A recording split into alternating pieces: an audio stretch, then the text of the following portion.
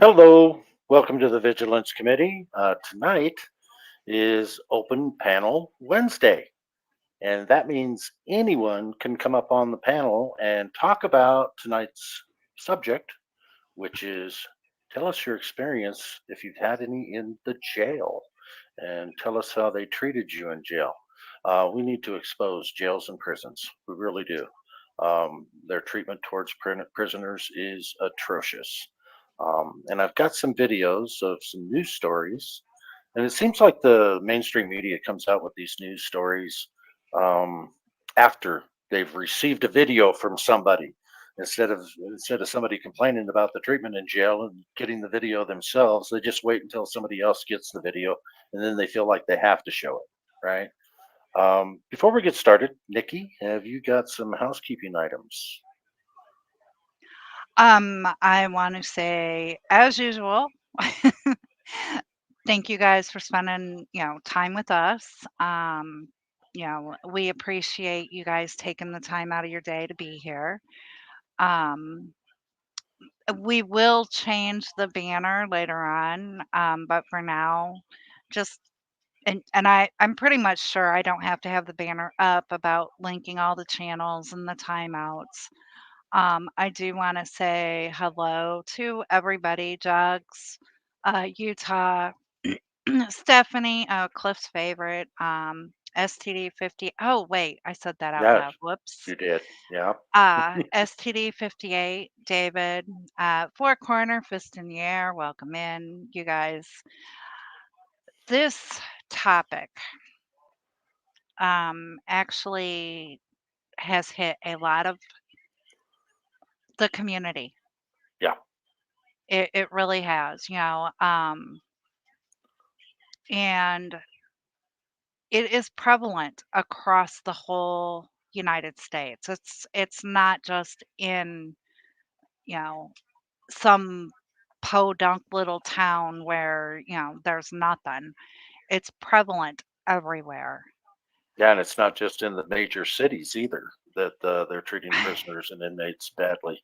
Yeah, it's in every podunk town, just like you said. So Um, EQI, I was actually waiting for a minute, but I want to definitely welcome you in. And I also want to say thank you for taking time out of your day to go down to North Carolina or to go and meet everybody for the donations at the stores. absolutely. But yes, you are chopped liver. I love it. What am I, chopped um, liver? yeah. Um, No, he's but not chopped liver. That guy is big, man. He's yeah, you see yeah, him? Woo! yeah. Yeah, Um, but back to the topic. And it's not just county jails or city jails. It's the whole slew. City jail, county jail, state prisons, federal prisons. You can find the mistreatment of prisoners in every one of yeah, those locations. yeah.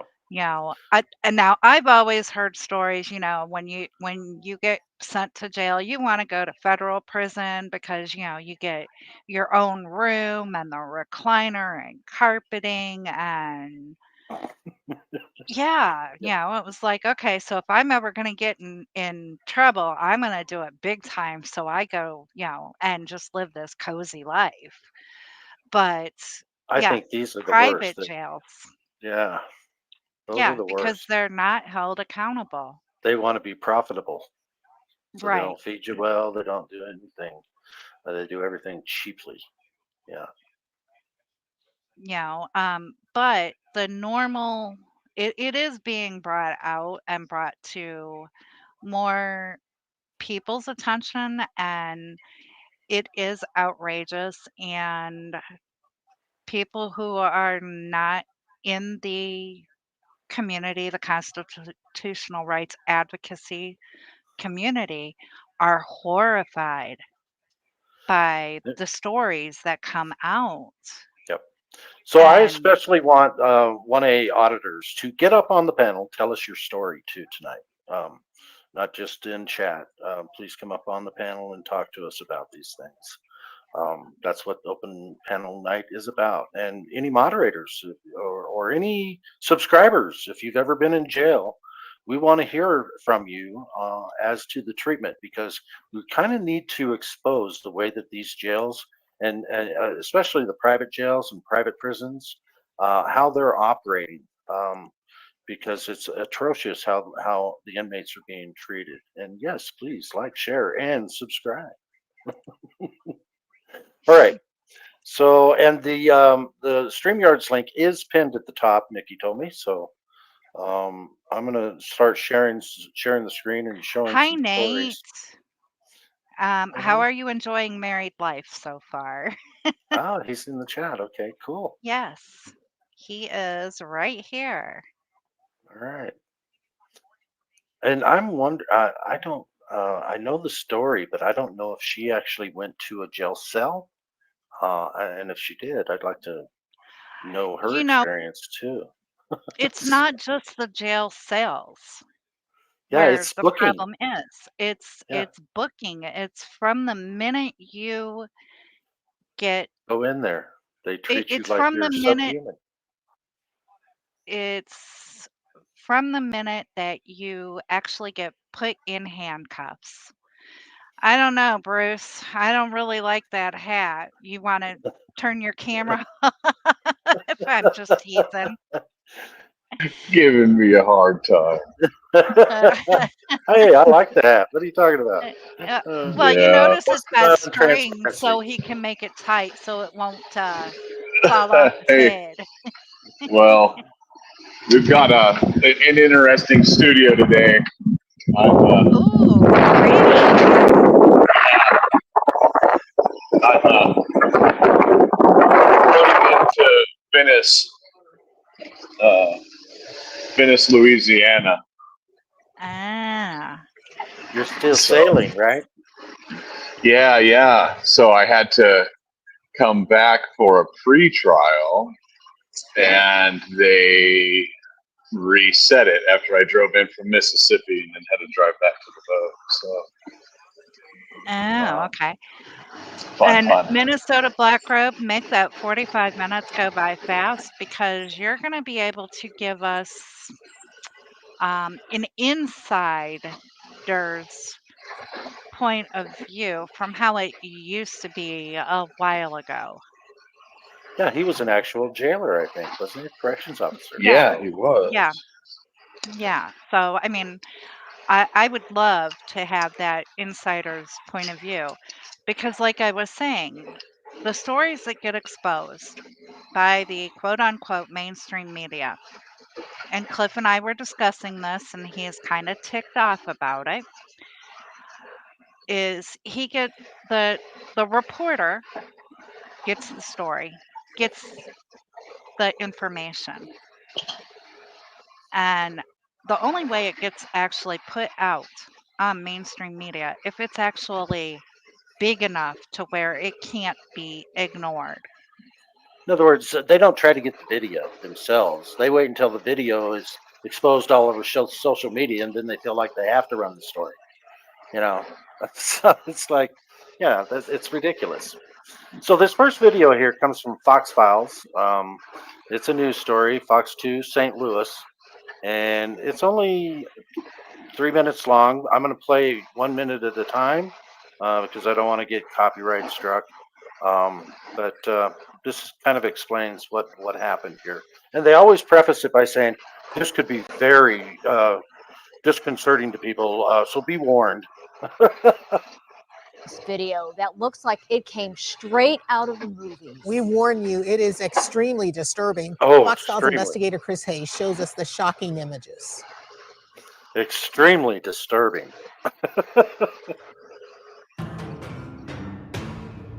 This video we just obtained captures an inmate attack on a Just obtained. How did they obtain it? They didn't get it themselves. They didn't even request it. Somebody sent it to them. You can bet on that. another inmate You're about to see what appears to show a corrections officer who knew about it and watched it. This is where you are about to see it go down. It's March 22nd, 2021, the St. Louis Justice Center, inside a special wing for inmates with mental health challenges called 4 Bravo. It's the same floor where this riot broke out that we all watched a month prior. A second riot that broke out on another floor happened after this incident. The video starts with 2 inmates talking to a corrections officer at her podium. They are about to become attackers of a man in this cell at the lower left of your screen. A St. Louis police report says the corrections officer is Demaria Thomas, who now stands charged with third-degree assault for what you're about to see. We also... So what we're about to see is she opens the door for these 2 guys and lets them in there so they can beat the hell out of this the other guy in his cell. Isn't that something? This is a corrections officer. Yeah. So, I mean, it's horrendous what they do, these corrections officers, I'm telling you. also met face-to-face with her at her home when she declined to comment. The police report says you can see and hear the corrections officer pressing a button that controls the victim inmate's door. Another camera inside the cell is partially concealed, but you can still see the first attacker now inside another man's cell. The police report says the attacker is a gang member, and you can see him beating the other inmate, sometimes slamming him against a wall. So what do you think happened here, guys? Put a 1 in the chat if you think that this corrections officer was actually paid by these gang members to allow this to happen. That's the corruption that I think we see. Put a 1 in the chat if you agree with me that that's probably the case. Put a 2 in the chat if she's just, she just, I don't know. Ignorant. She just likes to, she just likes it when somebody gets beat up. I mean, they're sadistic. Some of these corrections officers are very sadistic, in my opinion. But put a 1 in the chat if you agree with me that she was probably paid. Put a 2 in the chat if you just think she's sadistic and likes to see this kind of stuff happen. Because it's got to be one or the other, because she opened that door on purpose with a purpose. Or Back outside, another it could inmate be upstairs. something different. It could be something different. It Give could us some be ideas. that her old man is a member of the gang. Hmm. It And he told could her to do it? that could be. It could be that she herself is a member of whichever gang. It could be just that she, was cornered outside of work by the gang and her kids were Or- threatened. Or let me put this one in here too. Maybe this guy's a First Amendment auditor, and he's exposing the government. And so these corrections officers were ordered by somebody higher up to pay off these gang members to go in there and, teach the guy a lesson. Stranger things have happened, and I believe that any of these things that Nikki and I are saying are probably the case. What do you think, Galveston Island? No, they definitely. I've seen them put people in bad situations on purpose because of who they are. And the limited time I've done in Gen Pop, it's pretty scary. And what they do in holding cells is probably even worse. Yeah. Well, and I think Utah Defenders can come up on panel here. He clicks on the link. He can come up on the panel and tell us his time in the You said he was coming up, but he doesn't really understand how to use StreamYard. So all you got to do is click up on the link at the very top of the screen, or post the link, will you, Nikki?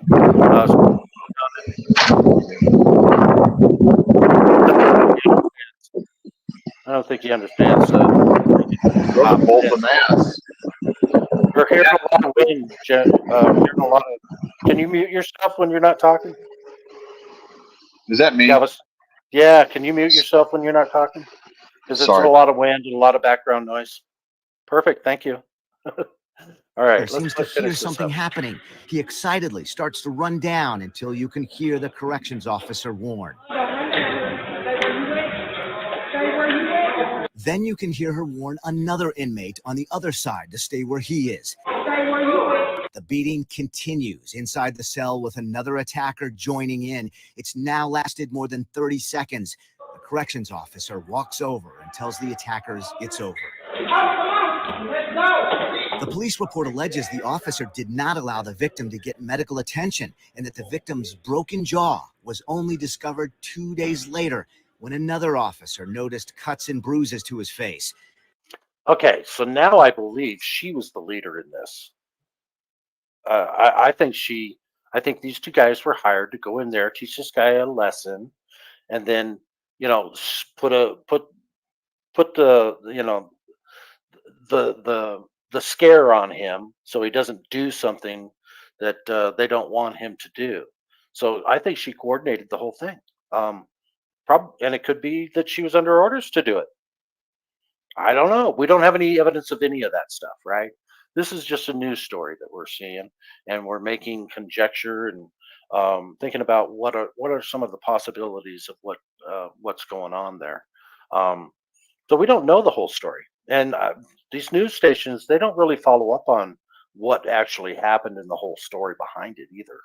They don't, you hardly ever see any follow up. Daisy May, this corruption in jails and prisons will continue until we, the people, get together and put a stop to it. Period. No one can do it by themselves. Numbers matter. Absolutely. I agree with that. You agree with that, Galveston Island? Yeah, definitely. We've got to start coming together on some of these things. What I've seen here on the island in just our local jail is wild. Yeah. And Nikki, by putting that up there, I think you probably agree with her statement as well. But we'll go ahead and get your opinion on that too.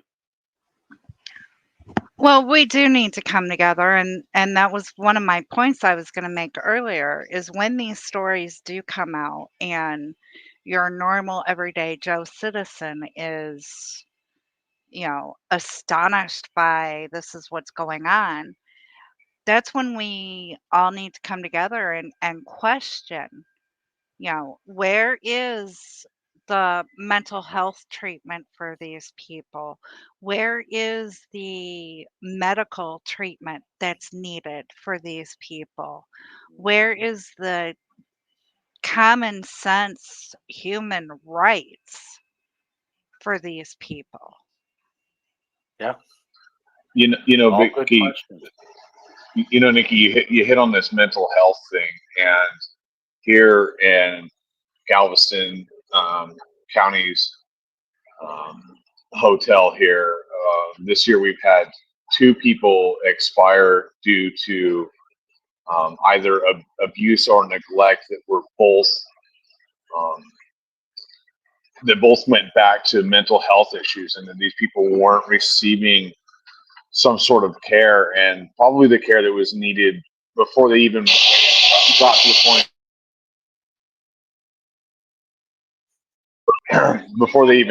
that they were in jail. So the mental health problem is a big issue.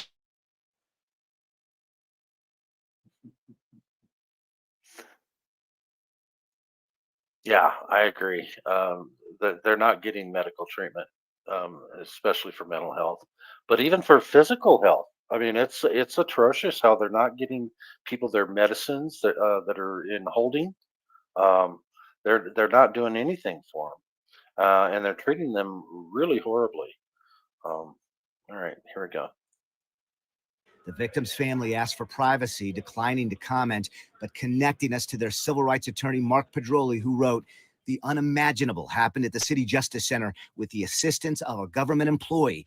My client was beaten relentlessly until unconscious, and as he lay there helpless, he was refused emergency medical care for days. It's time for the city of St. Louis to step up, take responsibility, and be accountable." The St. Louis mayor's office responded with only this: Ms. Thomas was officially removed from her duties as of April 5, 2021, after the investigation into her conduct as a corrections officer. The former corrections officer attorney, Terrence Niehoff, wrote me, "Ms. Thomas' actions, while they may be subject to her disciplinary action with the Department of Corrections, were not criminal." Thomas has Not criminal. Redonkulous. Excuse me. Someone wake Cliff up. What are you talking about? Wake me up. And someone pull Nikki away from something. Whatever. You didn't let me finish reading it before you took it down. From my neighbors. Oh, okay. Utah Defender, get up here. That's an order. He knows I don't give orders. I'm an E2. He was a captain. All right, I'll give the damn orders then. Utah Defender, get your ass up here. Yeah, he's not good at taking orders. All right, so that's enough of that one. I don't know what happened there. So recently here in Galveston, they had a guy that they actually tased to the point of no longer being with us.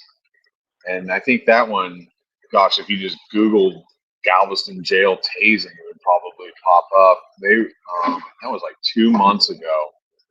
Yeah, if you want to put that in, if you can find it and put it in our private chat, we'll play it. Yeah. Let's see if I can figure this out. I'm not used to doing it on the phone. Show me out. It's courts tell the prison to release people. They keep them out of control and they just don't care. Okay, the reason why they keep them longer than when the courts tell them to release them is money. That's where money comes in. They get paid for every hour that they keep a prisoner in jail. So when a judge orders them released, they're still going to try to, give it another 12 hours to process them out so that they can get more pay. That's how it works. These private jails. The longer the prisoner's in there, the more money they make. And the more prisoners that are in there, the more money they make too. So it's all taxpayer paid for. So it's like our politicians who invest in these private prisons and jails that BlackRock owns most of. I'm naming the corporation. It seems like they're investing in these corporations that run these private jails and private prisons so that they can make money. And this is just just my opinion, but I'm right.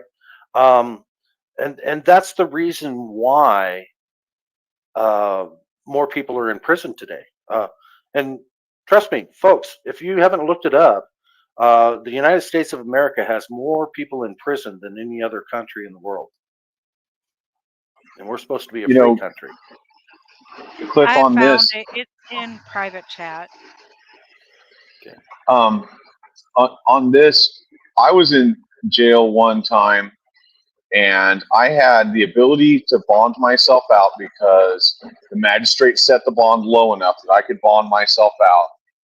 The judge told the jailers to take me to my belongings so that I could give it to the bondsman and get myself out.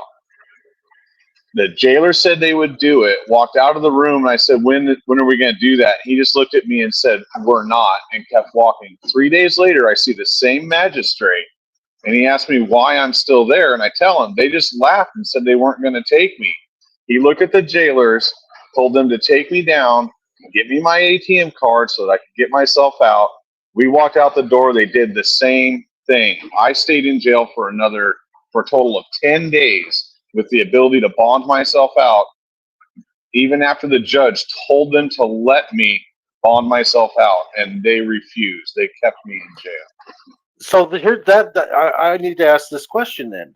Why didn't can the judge not do anything to them for not following his orders? Why not contempt of court and throw their asses in jail? But I don't get it. Maybe he's part of it. Yeah. And my hands were tied, because you're in jail. There's no way to communicate. I had no money in my book, so there's no way to even call anybody to get the news out that this has happened. So they just kept me in this cycle until somebody on the outside figured out it was $23 to get me out of jail. And then they got me out. But this was very, very early on. This was actually before I was even an activist. this is one of the things that got me to where I'm at right now. And I Uh-huh. had no idea how to take care of these things at that point. You know, this is, Do you think which is that the why I do judge what was I do now. complicit? Do you think the judge was complicit? That's my question. You know, he seemed genuinely mad at the jail for allowing it to continue to happen, and they did not care that he was mad at them. Right. There was no accountability. The judge didn't do anything about it. No. That's a problem. That's a problem too. Well, and I think that they changed those magistrates, like being that magistrate that's there at 6 o'clock in the morning and 6 o'clock in the evening, 7 days a week. Like, I think it's like the hot potato, and it just gets passed around from one judge to another. And, you know, because I've never seen the same magistrate when I've gone in. So I don't understand exactly how that process works. I might be talking a little off the side of my neck here, but, you know, Yeah, we're there's just something doing really opinions bad about here. that That's what we situation. think. Yeah, we're just Yeah. speaking opinions. We're not saying that this is all set in stone. That Yeah. we're, you know, it's just Because I don't think, you know, what judge wants to be at his house or wherever he's at 6 o'clock in the morning and 6 o'clock in the evening every day, 7 days a week for an extended period of time. That's not like a very fun detail to grab. But, you know, somebody's doing it, and I really kind of think that it's, you know, there's not much consistency. And I think that you're giving the judge too much air. I think, I mean, you're in jail. You know, it's not like you know, you're being woke up at 6 o'clock in the morning. You're probably being woke up at 3 in the morning and told what to do, when to do it, how to do it, and treated badly. And so I don't have any sympathy for a judge. When he gives an order and you know me, to a jailer, the jailer should follow those orders, and if they don't, there needs to be some sort of repercussions. You know, well, and then I file a complaint, but the complaint goes into a box and gets picked up twice a week, you know, and then gets sent to the boss of the guy I'm complaining about, you know. So where's that going to go? Okay, so here's what the Minnesota Black Robe Regiment says. That is straight this hair. Okay. That's voice to text. His next thing says so damn voice that's to typo. text. Okay, so because the judge doesn't have authority over the detention center, so he doesn't have authority, he can order your release, and then they're supposed to release you, but he has no teeth behind his order when it comes to a jailer. Maybe that needs and that's to change. kind of what I kind of understood, was that if he had just released me, then that would have been one thing. They would have released me because I would have no longer been in custody or whatever. But to tell that jailer what to do and that they had a job to do, they just didn't care because and I think, yeah, what Minnesota Black Robe said is that holds very true to the experience I had. Well, I think that's one of the changes that need to be made. When a judge orders the release of somebody from jail, I think there should be some teeth behind it if they don't follow that order, judge's order. I mean, everybody else has to follow judge's orders. Why wouldn't the jailers have to follow their orders? So, okay. All right, so we've got another video here. Body cam video. Now, this is body cam video from WUSA 9. And this is a body cam video of Virginia inmate being burned in a hot shower by prison guards. So, viewer discretion is advised. And of course, they're probably going to say that in here too. There we go. Prevented. No, we wouldn't have known. We wouldn't have known that there was a problem there. Tonight, Loudoun County Sheriff Mike Chapman defending his team, saying deputies had. We wouldn't have known. Look, sheriffs are in charge of their jails in most states. Now, I understand Kentucky, you elect a jailer, and he would be responsible for anything that happens in the jail. But most of the time in other county or in other states, when you elect a sheriff, he is responsible for everything that happens in his realm, including the county jails. Okay. So him not knowing, he should have known. There's no defense for not knowing. And then I'm going to play that one in private chat after this one, but let's really watch this one because it's horrible. No desire to hurt an inmate when he was placed restrained under this extremely hot shower. No, please! Please, no! Inmate Richard Pyland is now suing the sheriff and the deputy who put him there more than a year since the incident. The $7 million lawsuit says Pyland suffered first and second-degree burns to his arm after being... Yeah. Okay. There's another example of what jailers are doing to inmates. I'm not going to show the rest of that. I think we've seen enough of that one. That's disgusting. Let's show this one in private chat. Cliff, Yeah, go ahead. Utah Defender says he has no idea how to get on. He tried the link and nothing, and he's on his phone. Utah Defender, I'm going to send you the link in your email, and then you can see if that works. Yeah, get on from your computer, maybe. All right. Okay, so this is just a news article. Oh, no, here's the video. I don't know that I can play this. Let me try.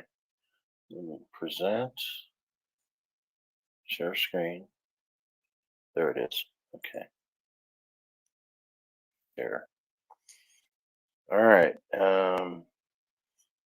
Federal investigation after jail death. Okay. Let's make it big. It's time to find your adventure. Hit the open road and journey to endless destinations. It's time for memories with those you love, those who make you laugh and refresh your soul. Time to escape the everyday and explore spectacular heck? landscapes and feel the... There. In other news that we're following for you, another inmate death in the Galveston County Jail has really sparked outrage among community activists. A 39-year-old man found dead in his cell after being tased by deputies earlier this week. Now his family's demanding some answers. Fox 26's Jade Flory is live in Galveston. And Jade, what is the inmate's family saying tonight? Saul Vargas's family believes that he died under suspicious circumstances here at the Galveston County Jail. Now community activists are calling on the FBI and the Department of Justice to get involved in the case. All right. Okay, so let me fix this so I can actually see the chat here. Bear with me. All right. Pip Solar Bear, if you don't like how you are treated in jail, don't be a criminal. Okay, Bip Solar Bear, let's say you're falsely arrested and thrown in jail. Huh? And they kill you by tasing you to death because they don't like you. Let's also remember, jail is for people awaiting trial quite often. Prison is for people who have been convicted. Yeah. Oh, he's totally kidding. I figured he was. He's a troll. But he's a friendly troll. So okay, he was joking. But that's what trolls would say, right? I think Bip Solar Got Bear my dander up. he pretends like he's a troll. So yeah, he's just kidding. I like it. But yeah, that does tick me off when the trolls say stuff like that. I mean, it's egregious. But Go ahead. But it's not just the trolls that say it. Yeah, It it's is the normal, everyday citizens who will say, if he wasn't doing something wrong, the police wouldn't be bothering him. And they wouldn't have arrested him in the first place. Exactly. So this is why we have our channel is to try and educate the normal, everyday citizens who have that. Who doesn't understand that policing has changed in our country over the past couple of decades. It's really changed. They're not friendly. They're not friendly to any citizen. whether they're a criminal or not. They just like to arrest people because there's money in it. These jails are making money. The politicians are making money. The prisons are making money. The more people that they can throw in jails and more people that they can throw in prisons, the more money they make. And they use the police as their henchmen. So on this being the third one of these of varying types this year here, Lieutenant Caldwell, who if you go to my channel, you see it, and you hear me talking about him all the time. He's an issue. He ran for sheriff, and part of his platform was that the Galveston County Jail was too soft on inmates and needed to be less of a vacation in order to teach these criminals that this is almost verbatim his statement, that a lesson and to not be criminals anymore. And the woman that was unalived before this man was suffering from a mental health episode and got beaten to the point then they didn't want to deal with her, and they put her in solitary confinement and didn't check on her for a few hours. When they came back, she had passed. And this is a jail that people like Caldwell are actually running on a platform of harsher jails. It's insane that there's a push to make this situation worse. Yeah.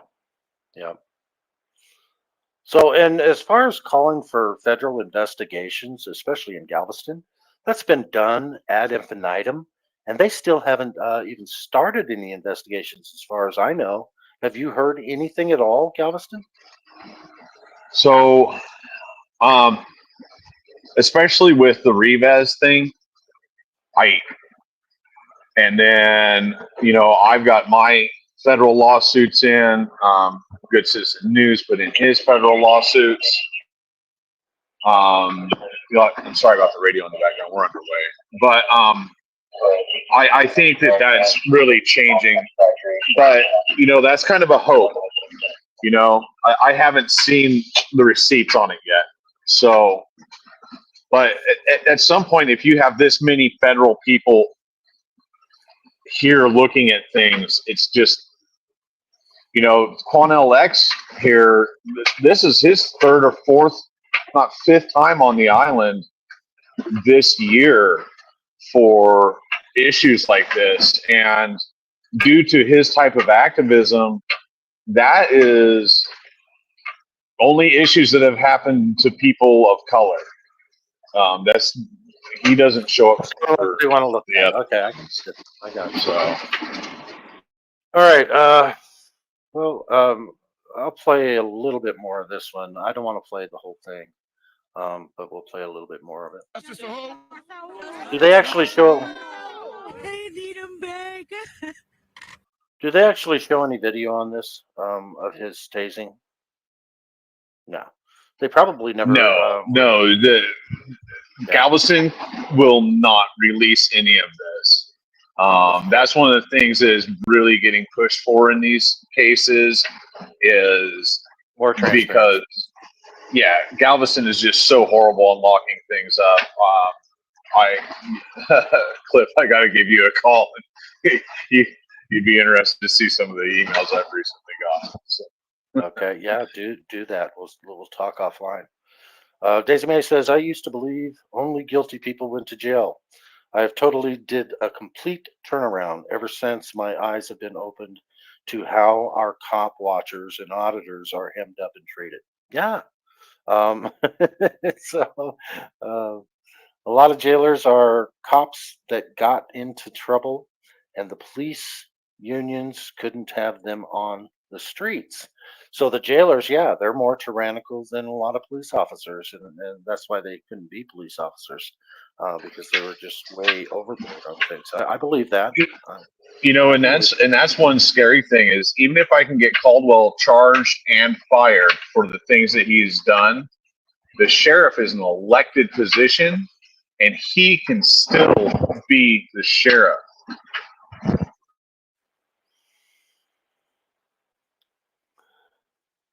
All right, so Phoenix sent us, looks like an article. There's no video, but it talks about the Justice Department announcing civil rights investigations into conditions in South Carolina jails. So at least the Department of Justice is doing some sort of an investigation in South Carolina.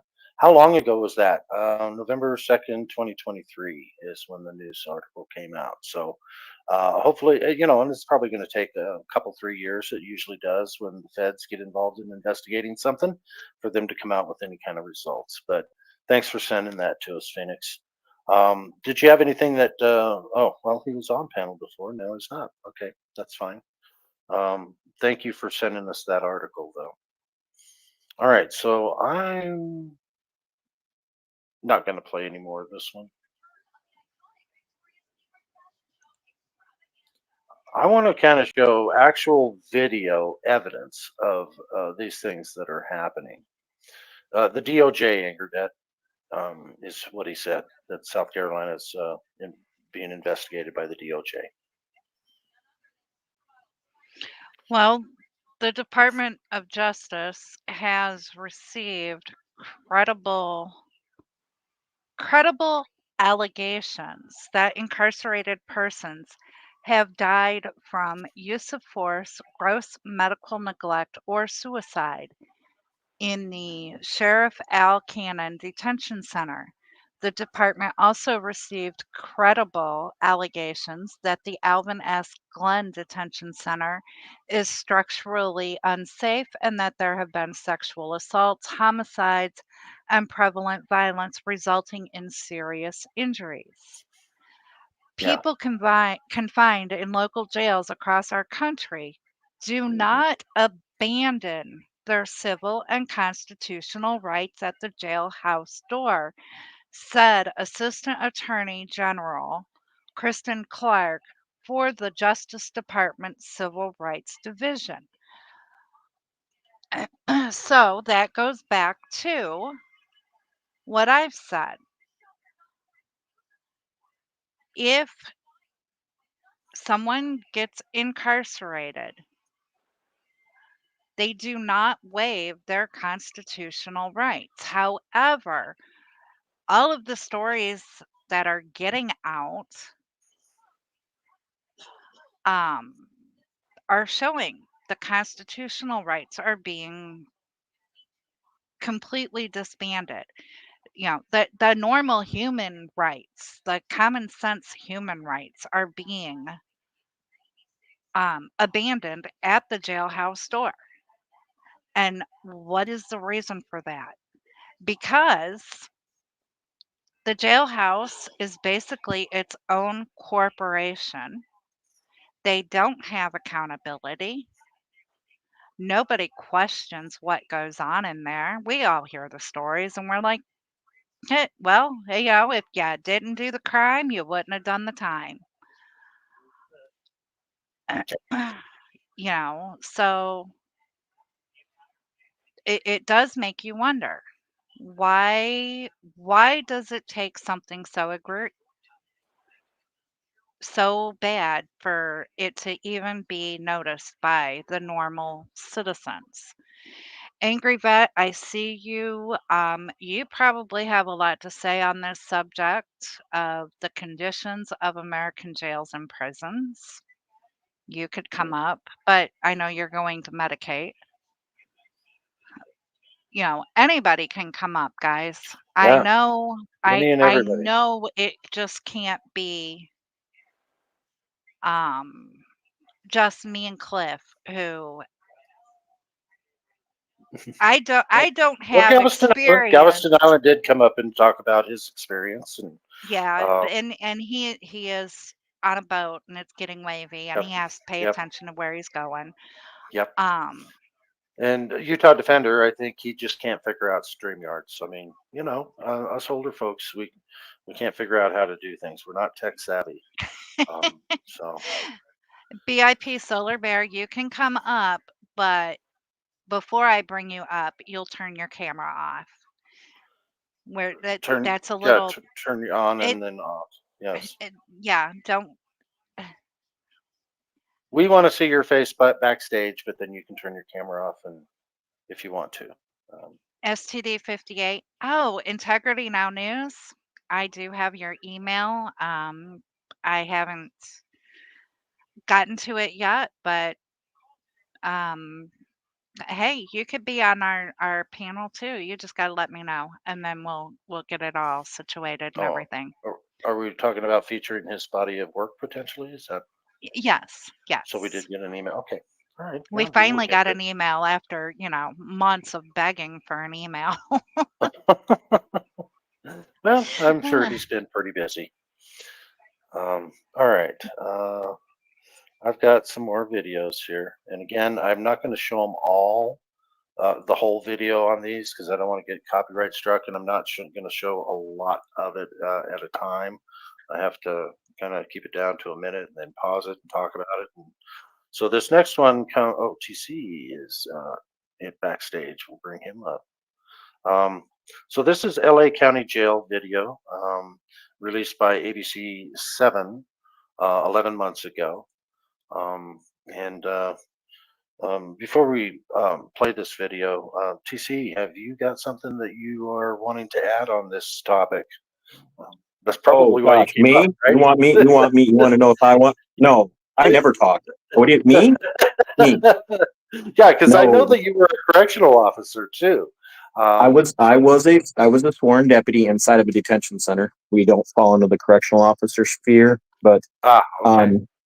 You start playing this video. I just got out of the shower, but I wanted to be able to hear what was going on. So then I'll open myself up for all the hard questions. Okay, sounds good. All right, well, here we go. And again, I think the mainstream media doesn't play this stuff until it's all over social media, and then they have to. They're not going to look into getting video evidence of things when somebody complains to them. They're not even going to run a story on it until they absolutely have to. That's how I believe mainstream media operates. It's whoever pays them the most, and otherwise they just regurgitate what the government tells them. That's my opinion, but I'm right. Rage over newly released surveillance videos taken inside the Los Angeles County jails, which show violent uses of force toward inmates. Eyewitness News reporter Carlos Granda tells us how the ACLU is stepping in to help keep future inmates safe. The newly released video shows several use of force incidents inside LA County jails. They were just unsealed by a federal judge. It's part of a long-running lawsuit filed by the ACLU against the department. They're not following their own policies, and they're really putting people at risk. So do you notice they were sealed? Why were they sealed in the first place? That's pretty common when there's pending litigation, whether it's criminal or civil, and they do that to avoid tainting the jury pool. Okay.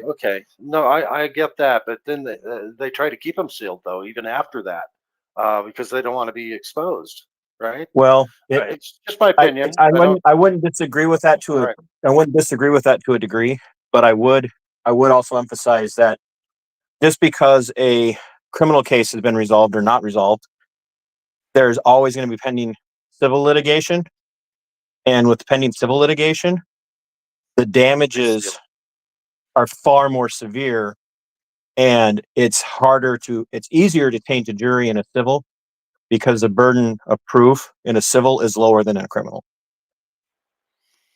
Okay. But I would think that the public needs to know about these things. So they should, I think, in my opinion, I think I agree. I agree. Yeah. Instead of having a federal judge saying, hey, unseal these. Let's let the people see what's going on in our prisons and jails. But that taints the jury pool. Then you've got everybody who's seen it, and then nobody can get a fair trial. And I'm playing devil's advocate, Cliff. So don't. I can see it. Don't even do You see it. the wheels turning? Yeah. Yes. Yeah.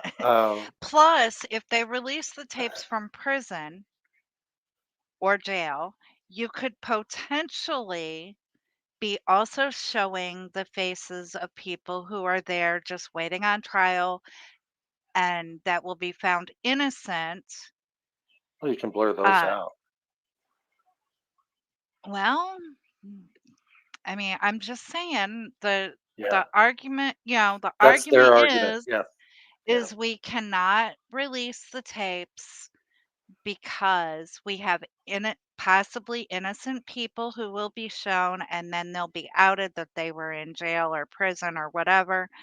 Plus, if we show the tapes and don't seal them for only the court to see, then, how can we protect our guards who are allowing this to happen?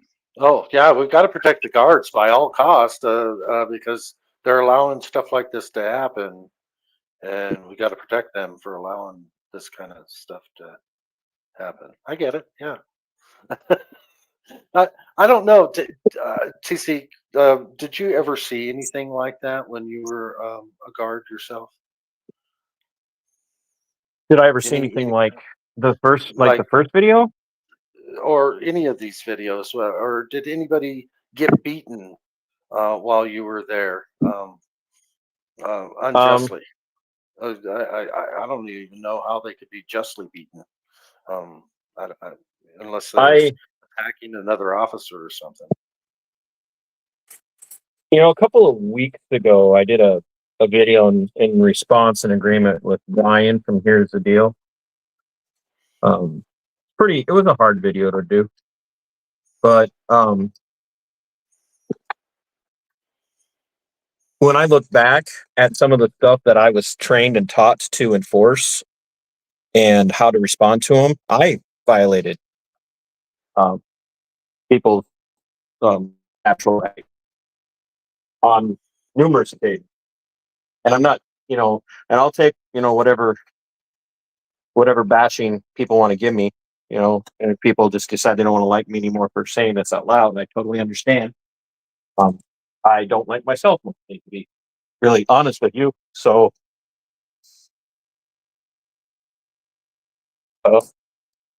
yeah, that's absolutely a hard question to answer too, and I'm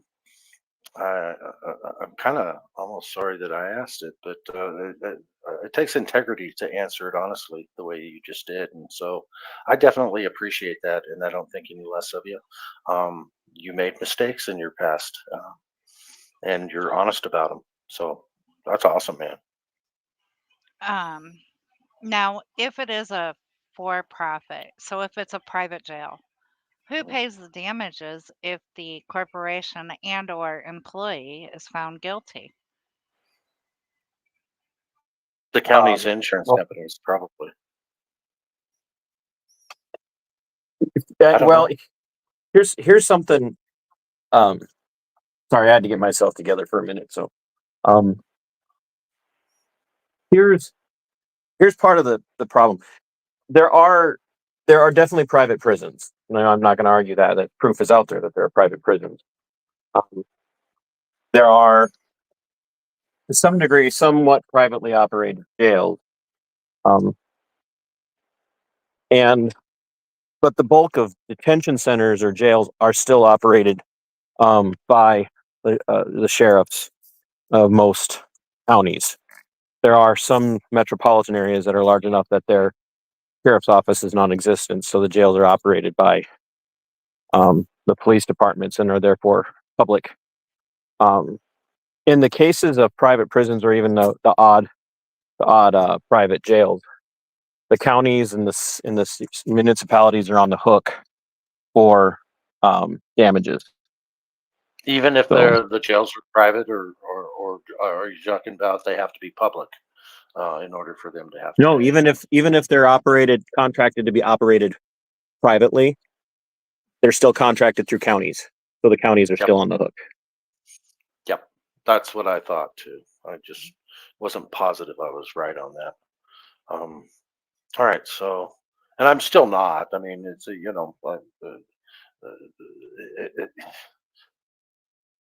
can't just take somebody's word for it, even though if you look into them, though, you can find the answers. I'm sure the information is out there as to who would pay the bill in a lawsuit when somebody takes a beating. I'm sure that they're suing the right people if they are doing these federal lawsuits. that's what I was. So there are privately owned or privately operated detention centers and jails across the United States. Not as many as there are prisons. So I'm putting the chickens to bed.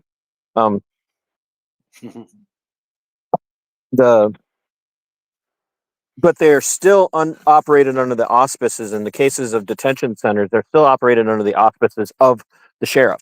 The sheriff is still Right. responsible. The sheriff's office They still. could potentially sue them both, though. They could potentially sue them both, right? The private and the government as well.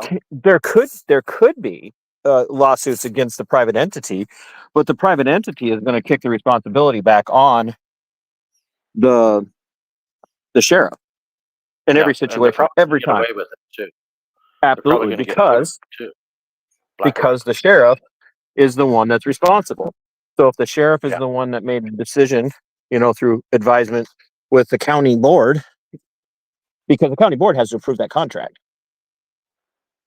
So in every one of those situations, the sheriff can't just arbitrarily go, "Oh, we're just gonna have a privately operated county jail or detention center." They can't just make that decision. And so any negligence, any abuse, anything like that falls on the sheriff. And therefore it falls on the backs of the wage slaves in every one of those situations. Taxpayers. Yep, So, taxpayers. so even when we say things like privately operated, you still have to understand that for-profit is making money, but they're still in the under the oversight of the government of the state. Right. Yeah. Okay. End all immunity says just another level of bureaucracy for us to have to go through. Absolutely. I agree with that. Yeah. All right. No let's arguments continue. there. Risk of serious injury or even death with some of these techniques they're using. One incident shows an inmate on the ground, and deputies apply what is known as a wrap. A sheriff's commander explained what that is in an interview earlier this year. The wrap is meant to be a restraint device for short transportation following a use of force incident when somebody is not complying. The wrap is actually two pieces.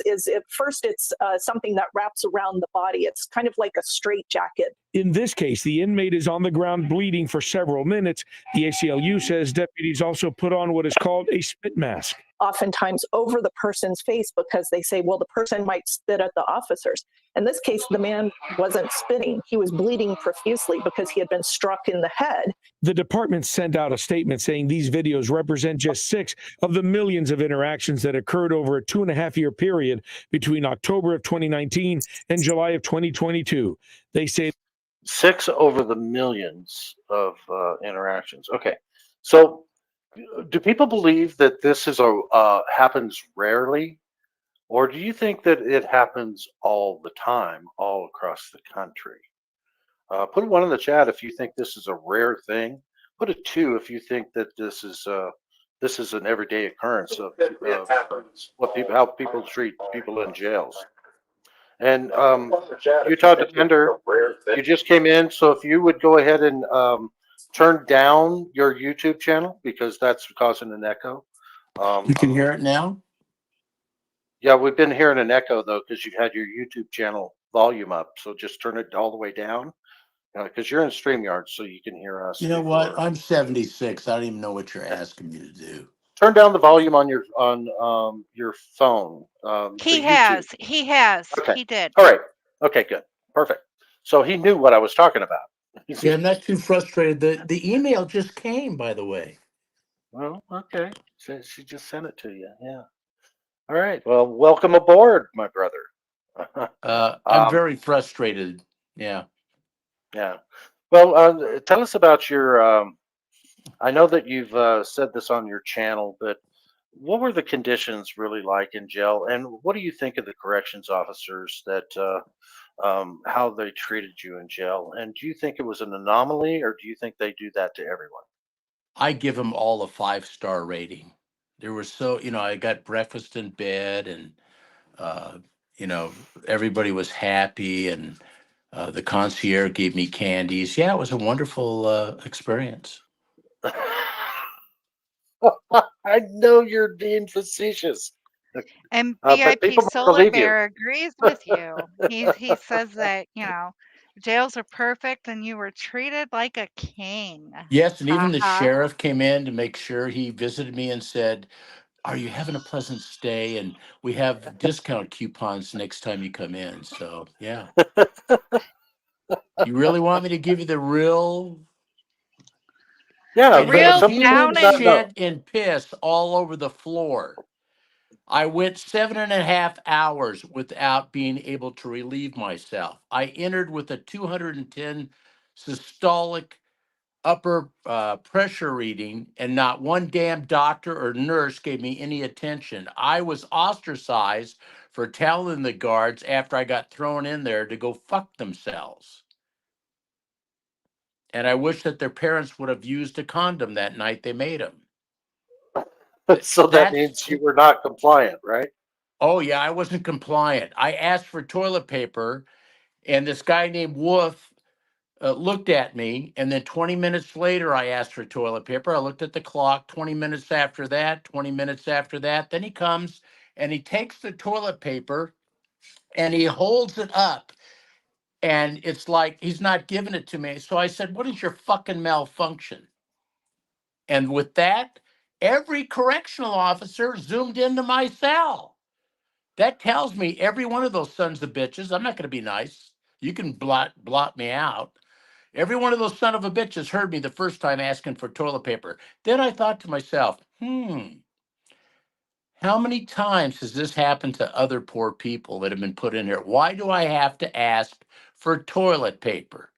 And I was sick as a dog when there was one gal named Drake who said, "Well, if you remain like you are," I'm sitting in the corner of a cell, freezing my ass off. It was 50 degrees inside that cell. How would you like that? I'm 76. I'm in good. I feel I'm in good condition, but man, I was feeling sick. And she realized it. And when they took my systolic again, it was 185. I don't think it was read correct because I went home, went to the ER after I took my medication, and it was 195. And the guy said, "We want to keep you in the hospital." I said, "No, I've got my dog. I got to go home and take care of my dog." And it was hell. That was not it pisses me off that I've got some 26-year-old pimple face, pimple ass young kid as a correctional officer. They should have body cams on. And I'll make you bet the cams that were inside that correctional facility didn't work and don't work. But the chief did what I like is you were there with me, Cliff, and I Yeah. got the chief to say, "Oh, they put you in one of the hot cells." Look, that's a torture cell. Nobody should have to be treated that way. Look, I served my country for 20 damn years, and yeah, a lot of shitheads come on my thing and degrade me that, "Oh, you shouldn't talk about that." Look, 20 years is a damn long time, and I put my life out there. My family had to suffer through all that crap. And I'm not going to have any son of a bitch lecture me about I shouldn't say this or that. They could all kiss my rear end. That's how upset I am right now. And I was treated like shit. And that chief admitted that there was cells. And he said, "You heard him, Cliff. I know everything that goes on in there." Yeah. And this son of a bitch is younger than my son. And I've got him talking to me like that. If I was younger, I'd sure like to have him in a room for 5 minutes because I know how to break your neck in 30 seconds. I'm pissed. I'm not happy. I don't even like being on here talking about it. What do Well, you we want me to appreciate you say? coming on. Huh? We appreciate you coming on. TC, what Yeah. do you think of that? What do you think about his experience as a former jailer yourself? Oh, and before he fine. answers, I used to be in law enforcement and I have a criminal investigative MOS out of the military. You safeguard and protect your prisoners. You don't treat them like they're dog shit and you're God.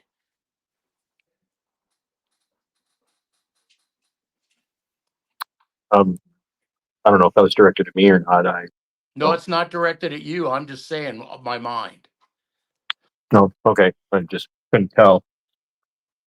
Just clarifying. Look, I I was fortunate that the team that I were on, by and large, were full of people who did display empathy. But a lot of it comes down to, and this is so in the woods kind of stuff, and I don't know how far you want me to go into it, but a lot of it comes down to even what philosophy, and I don't mean like Aristotle or Nietzsche, but what the philosophy of operation is. So I worked in what's referred to as a direct supervision facility. We were the first facility in the state of Minnesota to go to direct supervision at the county level. And it would look an awful lot like the facility in the very first video that you showed, that you put up. And and what a direct supervision facility is philosophically and on theory, like, so in our case, it worked well for the most part. You would have, go ahead. Did I lose you? No, you're still here. Well, okay. I thought Cliff was trying to say something. So No, he was coughing. But Cliff, Oh. go ahead and take the video down. So in a in a direct supervision facility, you'll have one deputy. Like in our facility, you'd have one deputy by themselves in a unit with up to 48 men, or 48 women, and they're out interacting with the detainees on a regular basis throughout the day. That's their job. Their job is to go in and actually interact. The other philosophies is like, so the other model or philosophy is referred to as podular remote, where there are pods and then the staff are outside of the pods in a central point observing the pods. And that's a little bit better than. Yeah. So this was a holding cell. He was being processed in, and so You're talking about Utah Defenders. You're talking about Utah Defenders. Yeah. Yes. Well, yeah. but the reason I'm making these distinctions is because the philosophy also provides the training that all the staff get. And so if you're in a facility that's podular remote, or worse yet, linear, and linear is what you would think of as your old style bar, bars and sliding doors, even though they may not be actually barred cells, if they're linear, you have little to no interaction with the detainees, the new arrests, or the ones that are there awaiting trial, awaiting conviction, or whatever you want to call it. And the longer you work in an environment like that, believe it or not, the harder I shouldn't say the harder, the easier it is for the staff, surprise, surprise, to view all the people in their charge as what? Less than human. And that's why direct supervision tends to work better. Now, we saw in the first video, it failed. But I'll also tell you that female officer, I could tell by her actions, she was compromised. I could tell by her body language. I could tell by the way she was talking to them, the comfort level that they had touching the post, leaning on the post, reaching over the post. She was compromised. She was in a position of, I would imagine there's probably, based on her behavior, she had something sexual going on with one of those guys. Okay. So you don't think purely? I mean, we were thinking she could have been paid off. She could have been told by her uppers to have to. Cliff, to it pay looks like off your to mic women. is off. Okay.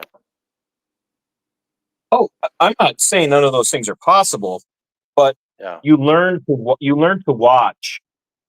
I spent a lot of time watching other staff as much as I spent watching detainees, to be honest with you. I was an FTO for over half of my career. And I was an FTO because I don't even want to sound proud, and because it's what I'm feeling right now is not pride. I mean, but I was good at what I did, and I got better at it the longer I went, because I became more and more aware of how bad and how flawed the system was.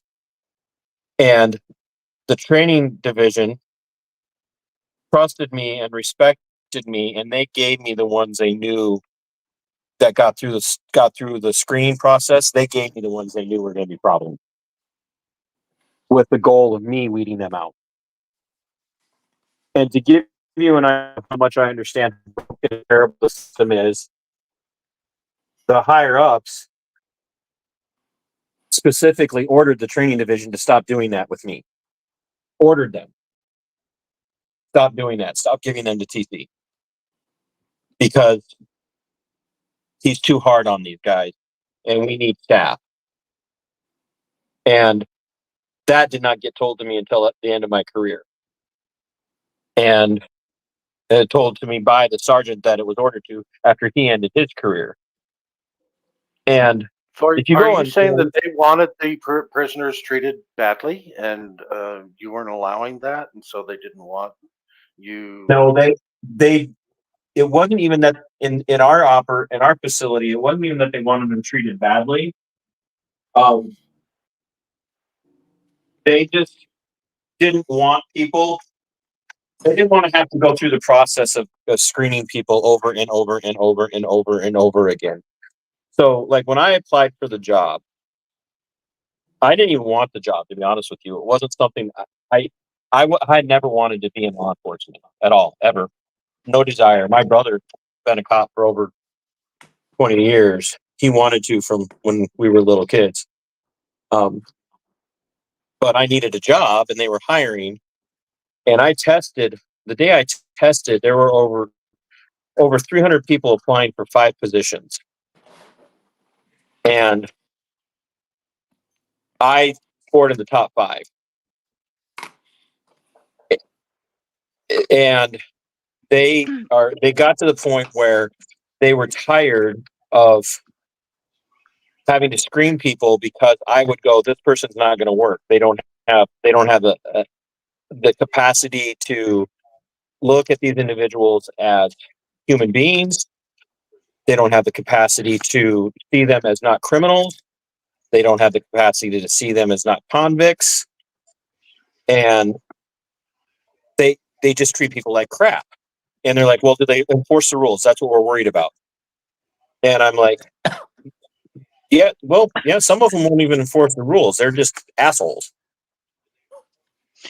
Big Mike, you can turn your camera off if you want. And so the longer it went on, the more they worked at trying to even get me out of the FTO program, because I was weeding out people that the county had spent. I'm not even kidding. When you think about wages, somebody's got something on in the background. When you think about wages and you think about the money, because like FTOs get paid more, and so you ostensibly have 2 deputies who need paid to do the job of 1 while these people aren't FTO status. And so I work with somebody for 3 months full time. That's costing thousands of dollars. Okay, I can't. Who's got a mic open or a speaker open? I would like to ask you a question since you're on the noise. inside as a correctional officer. I'm an open book. Go ahead. Okay. I was not given any medical attention. I asked every correctional officer to give me medical attention. I never saw a doctor. The nurse wouldn't help me. They told me to poop in a drain cover it had a metal cover over the top of it. I was supposed to urinate and poop in there. Well, it'd been really fun to watch my poop the whole time I was in there and smell it. That's torture. You guys taught to do that? In that facility, I would, based on what you're telling me, Utah. Yeah, that's their mentality. They're animals. So let me tell you something that I haven't told you about. Last year, 4 inmates died in that facility, 3 of them from medical conditions. They were trying, I'm going to tell you how I felt. Can you be 76 in your mind and know that you had 3 heart attacks, your blood pressure is Brother, elevating. I'm 97 in my brain right now. So. Okay, well, I feel like I'm 120 right now. But the point that I'm trying to make is, where was the humanity? They must not teach them any humanity. And I don't care if I pissed them off or not. That's not the point. The point is they're supposed to protect and safeguard, because I was a military police officer. And I know what they're supposed to do in that jail, and they did not do it. And I hate every son of a bitch there, and I'm going to sue every one of them right up the ass, to include that dumbass sheriff and the county. I'm pissed. No one should be treated like that. Especially agree a with guy you who in that- served his country for 20 years. My dad was a war hero. I could go over and over it because I know my genealogy of all the people that served this country to protect it. And I'm treated like dog shit, and I have a doctorate's degree, and I own my own business, and I go in there and I got some pimply-faced son of a bitch who's younger than my grandsons fucking treat me like dog shit, and every one of them did. Every fucking one of them. That's why they lost 4 people last year. Brother. I want to push back on something real quick. Not that you're wrong. I want to push back on something. Does your military career and your doctorate and your business own, your entrepreneurial nature mean they should treat you better than they treat anybody else? No. Okay. No. I Who's was got the a- last who's got a person in speaker? my companies to ever eat food, considering I was That's the not executive talking. officer. Hey, Mike. Hang on. So Mike, whoever's can you- not talking, mute yourself, please. We're hearing echo. Hey, Mike. So whoever's not talking, mute yourself, please. Okay, that's better. Thank you. And okay, now Utah, you're right. It was bullshit the way you were treated, and we all agree with that. But qualified immunity has a question. And I think we answered this the other day, Cliff. I can't even read it. It's too small on my phone, so I don't. You have Okay. to read it to me. Okay. Has anyone filed with the United Nations against jailers or cops that do human rights violations? I wonder what would happen. And I think, Cliff, if I remember right, the United Nations and, their human rights and all of that only has to do with basically like military people and prisoners of war, etc. So I Yeah, don't. we're a sovereign nation, so the United Nations has no authority over our country, and they never should either. Yeah. So I rightly agree. so. We keep the UN out of the United States. We should end the UN. But anyway. So if your question was, do I think I'm better than anybody else because of that? No, that's no. I'm that's not what I was asking. It's not an issue of whether or not I want you to that I think that you think you're better than anyone else. It's the way you're phrasing it that's emblematic of a deeper problem. In that, even in your anger, you recognize if they really knew everything that you had done and who you really were, then maybe you would have gotten treated better. That's what I was pointing at. The way they should Because- treat I'm just telling you my background. They should treat Right. everybody the same with respect and human dignity. They do treat everybody the same. No, they It's just don't. missing. Yeah, they do. They do. I guarantee you, in that facility, they treat everybody the same way, Like just shit? like crap. Yeah. Yes. I agree with that. I wouldn't say you're wrong. I agree with that. And No one has and so what challenged them. what I would encourage you to do, even though you're older than me, so I defer to your wisdom. I would encourage you to just approach it from that perspective. Leave out all of your accomplishments, because the guy down the street who has no accomplishments other than having been arrested for meth 1,500 times deserves to be treated far better Exactly the than same. the way. And that's what I would say is missing in that facility. And there again, I saw plenty of stuff in my career that was wrong. Lots of things that were wrong. I'm aware of things that I didn't see, that I tried to get attention brought to. I tell this story shortly before I ran afoul of the system, really afoul of the system. there was a deputy who violated agency policy and used a taser on a passively non-compliant detainee. It would have been considered an excessive use of force. The detainee was no threat to anyone. He just refused to get off of his bed for a shakedown. The supervising deputy, the corporal that was on scene during the shakedown, flat out, when they asked, "What do you want us to do?" He goes, "I don't care what you do, just get him out of that cell." So this deputy just pulled out his taser and popped the guy. And then they pulled him off his bed, cuffed him up, and pulled him out of the cell.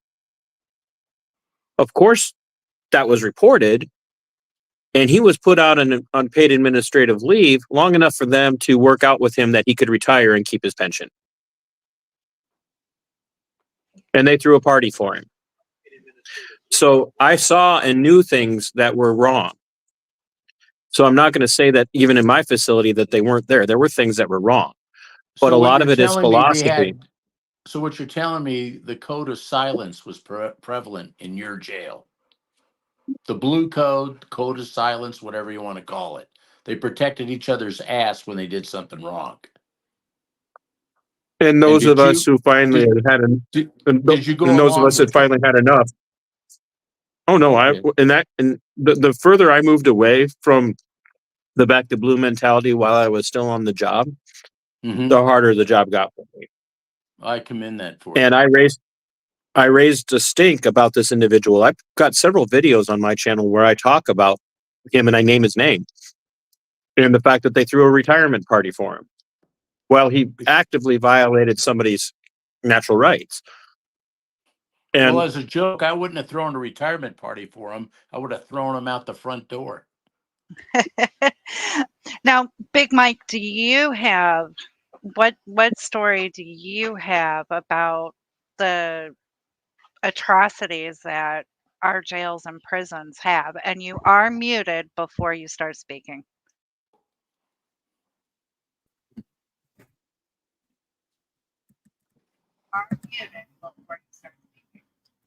What experiences do I have? Well, hang on, most of you hang might on, not Mike. know, but I've been to Mike. prison as well as county jail. Hang on, Mike.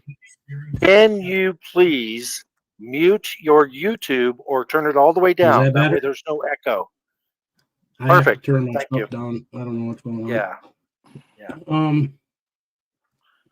But I've been in county jail and prison, and I found personally most of them just don't have they appear, I don't know if they get pleasure from it or if they just become numb to it. You know what I'm saying? Now, there's some of them that clearly get pleasure of it. I mean, you can see both, but are they faking what they're doing in the sense of pretending they don't get pleasure out of it? I mean, that's easy to do.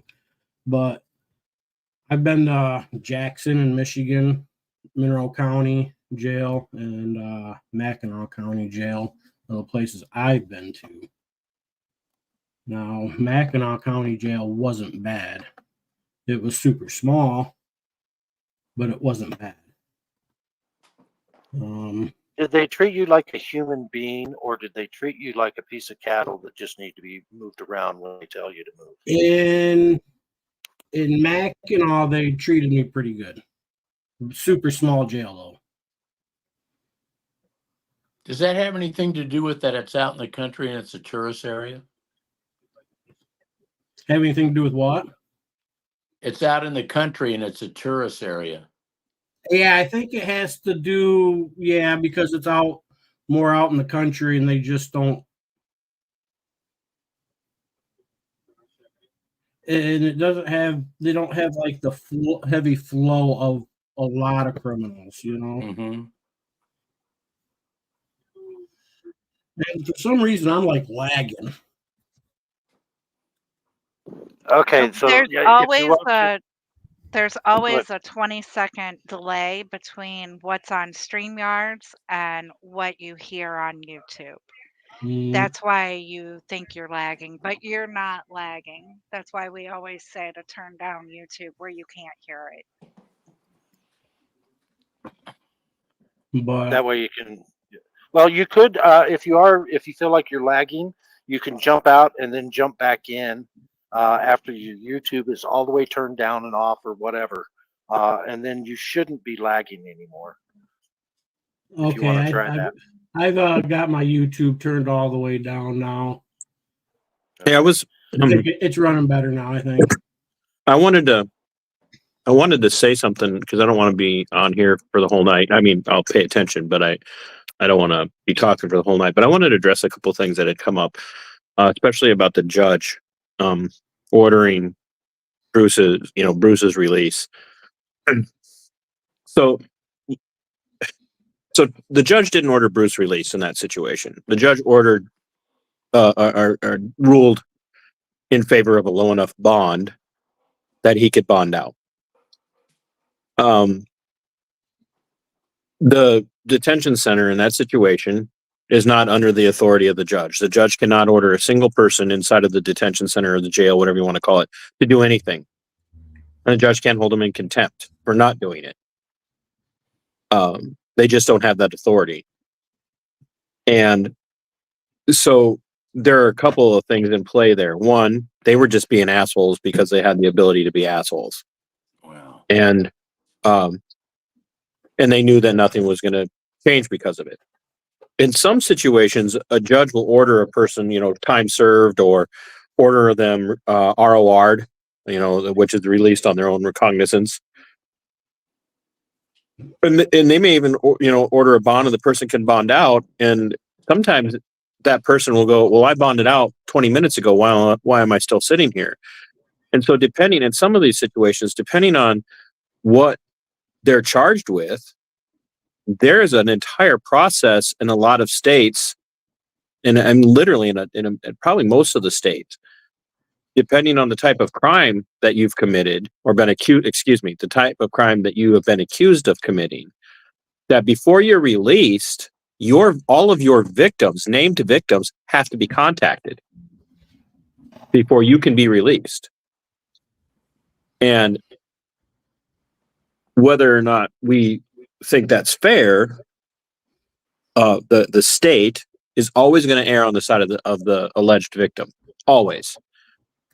In the situation where someone's incarcerated, whether it be in the case of domestic abuse, whether it be in the case of an assault, a family of someone killed in a homicide or murder, whatever the case might be. So sometimes a person can end up sitting for hours. And the other part of that is a judge can write an order ordering a person's release, but that order can sometimes I've seen orders take days to actually process through the system and actually make it into whatever the state that you're in or the jurisdiction you're in uses to track orders. So just because a judge says something in chambers, that does not become official until it's actually entered into the system. So sometimes it's a failure on the part of court staff, court administration, to properly execute the judge's orders into the system. And without being able to go and actually look that up, most jurisdictions cannot release until they actually have that order. And there's one other thing to keep in mind. You do not want the judge to have authority over the detention center or the jail. And you do not want them to have the authority to release people just because they decided a person should be released, no matter what the arguments are. Because as much as it works in our favor when it's somebody we care about that should be getting out, imagine a judge with a political axe to grind or a social agenda, having the ability to just call up, I want you to bring me prisoner number 25. And they bring him up there and they say, well, I'm ordering this prisoner released. Well, based on what? Well, it doesn't matter why I want him released. I'm ordering you to release him. And if you don't, I'm going to hold you in contempt. You don't want that. You do, because that which benefits you on one end will eventually affect you on the other. And that's why the judge does not have authority to just order somebody released and then hold staff accountable if they don't obey the judge. But wait a minute, TC. Really? If I have to follow a judge's order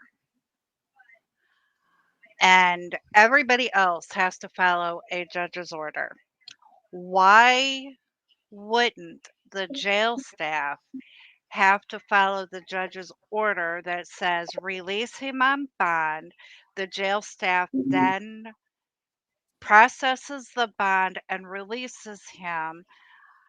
And I understand about contacting victims and blah, blah, blah. But let's just say, for example, I don't know, I got pulled over for doing 120 in a 55, and I go sit in jail, for speeding because it's reckless driving or whatever. And the judge says, okay, you've got a $2,500 bond. Go ahead and, then once you do, meet your bond, whatever, you're released. Why would it take 10 to 12 hours for the jailers to process that bond when I've sat and watched the court clerk enter it into the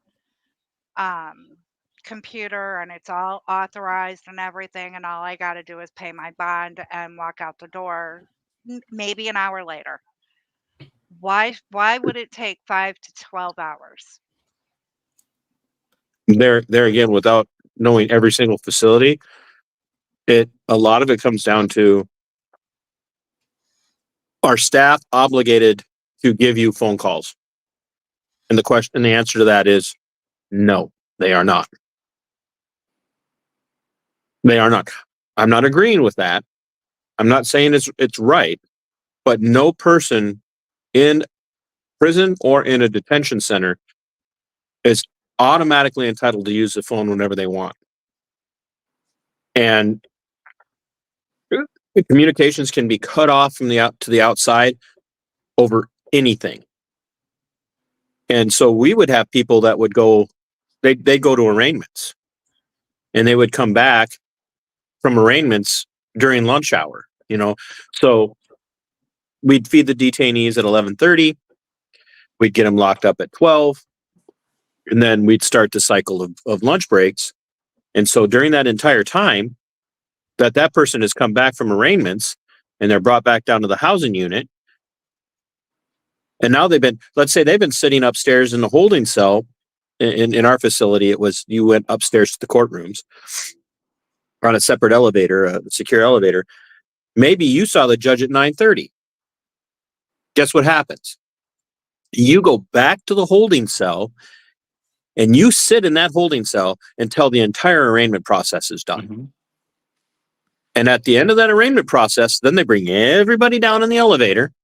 And if there's enough, it's a couple of trips. Then they all get sent back to their different housing units. And if they're in what we would call the intake unit, which is outside of booking, which is where everybody has to go to spend a certain number of days to determine if their behavior allows them to be in Gen Pop or not, then you go back down and, well, that unit's secured and the phones are off. And you're told you go back to your cell during that time. And maybe at the end of the lunch hour, maybe you're in a housing unit that has a rotational schedule. And that rotational schedule might be the upper tier is out for the first half of the afternoon.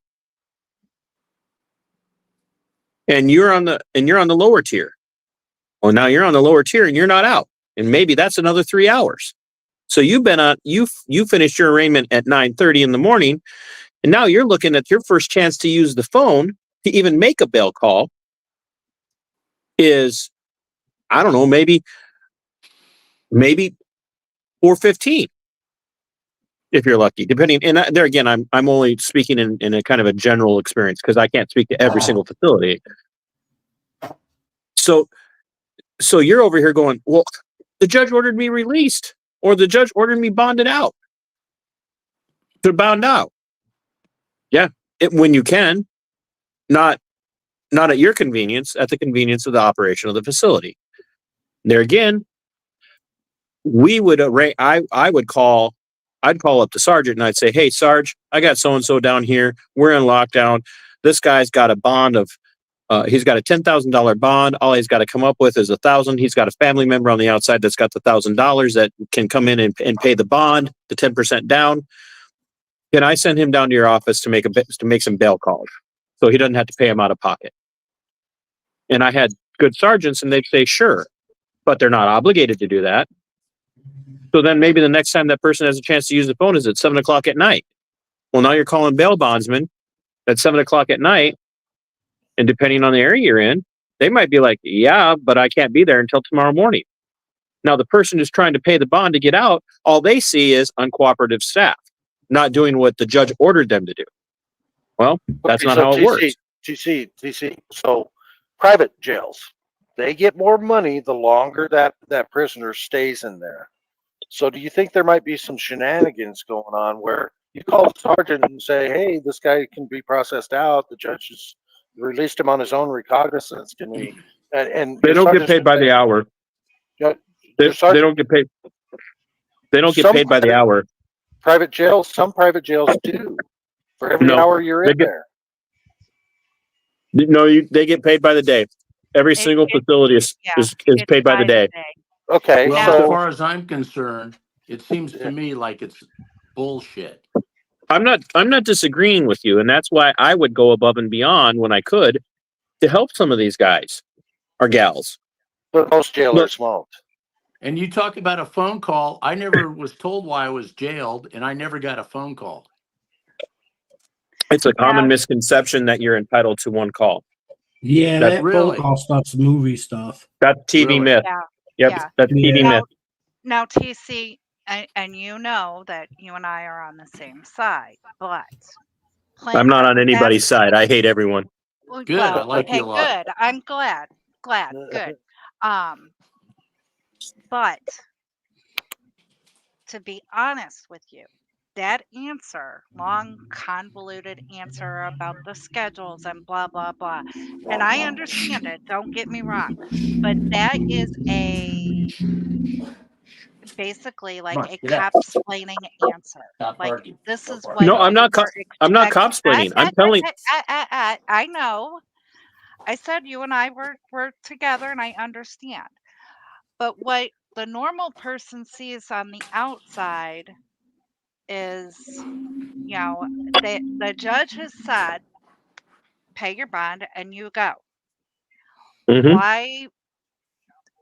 The original question is why can we not have judges, or not judges, but jailers or guards being able to be held in contempt if they don't follow judges' orders?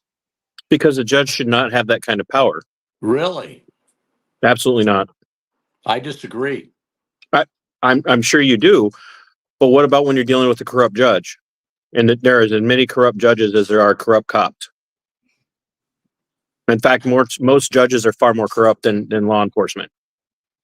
Well, I'm not going to doubt that, but it seems to me like if the person can pay his bond, you guys should accommodate him to get him out of there as soon as possible, especially after the judge said to do it. I don't know all the intricacies. Excuse me. Excuse me. I don't know all the intricacies that you're talking about. It sounds to me like it's the military where at 9:30 the guy has the thing and he has to wait for everybody else to go see the judge. I understand that. But when they get back, they should be immediately processed out, not determined by the jail, but by the judge. That's the way it should work. But it seems to me you guys take the prerogative not to do that. No, the detention. So there again, in my experience in the facilities that I've been around and people I've talked to in other facilities, I don't like jails. I don't like detention centers. I don't like prisons. We've got way too many people incarcerated. Cliff said something earlier about the United States has the most the highest population of prisoners in the world. That's not true. We have the highest population of prisoners. We have the highest population of prisoners in first world nations.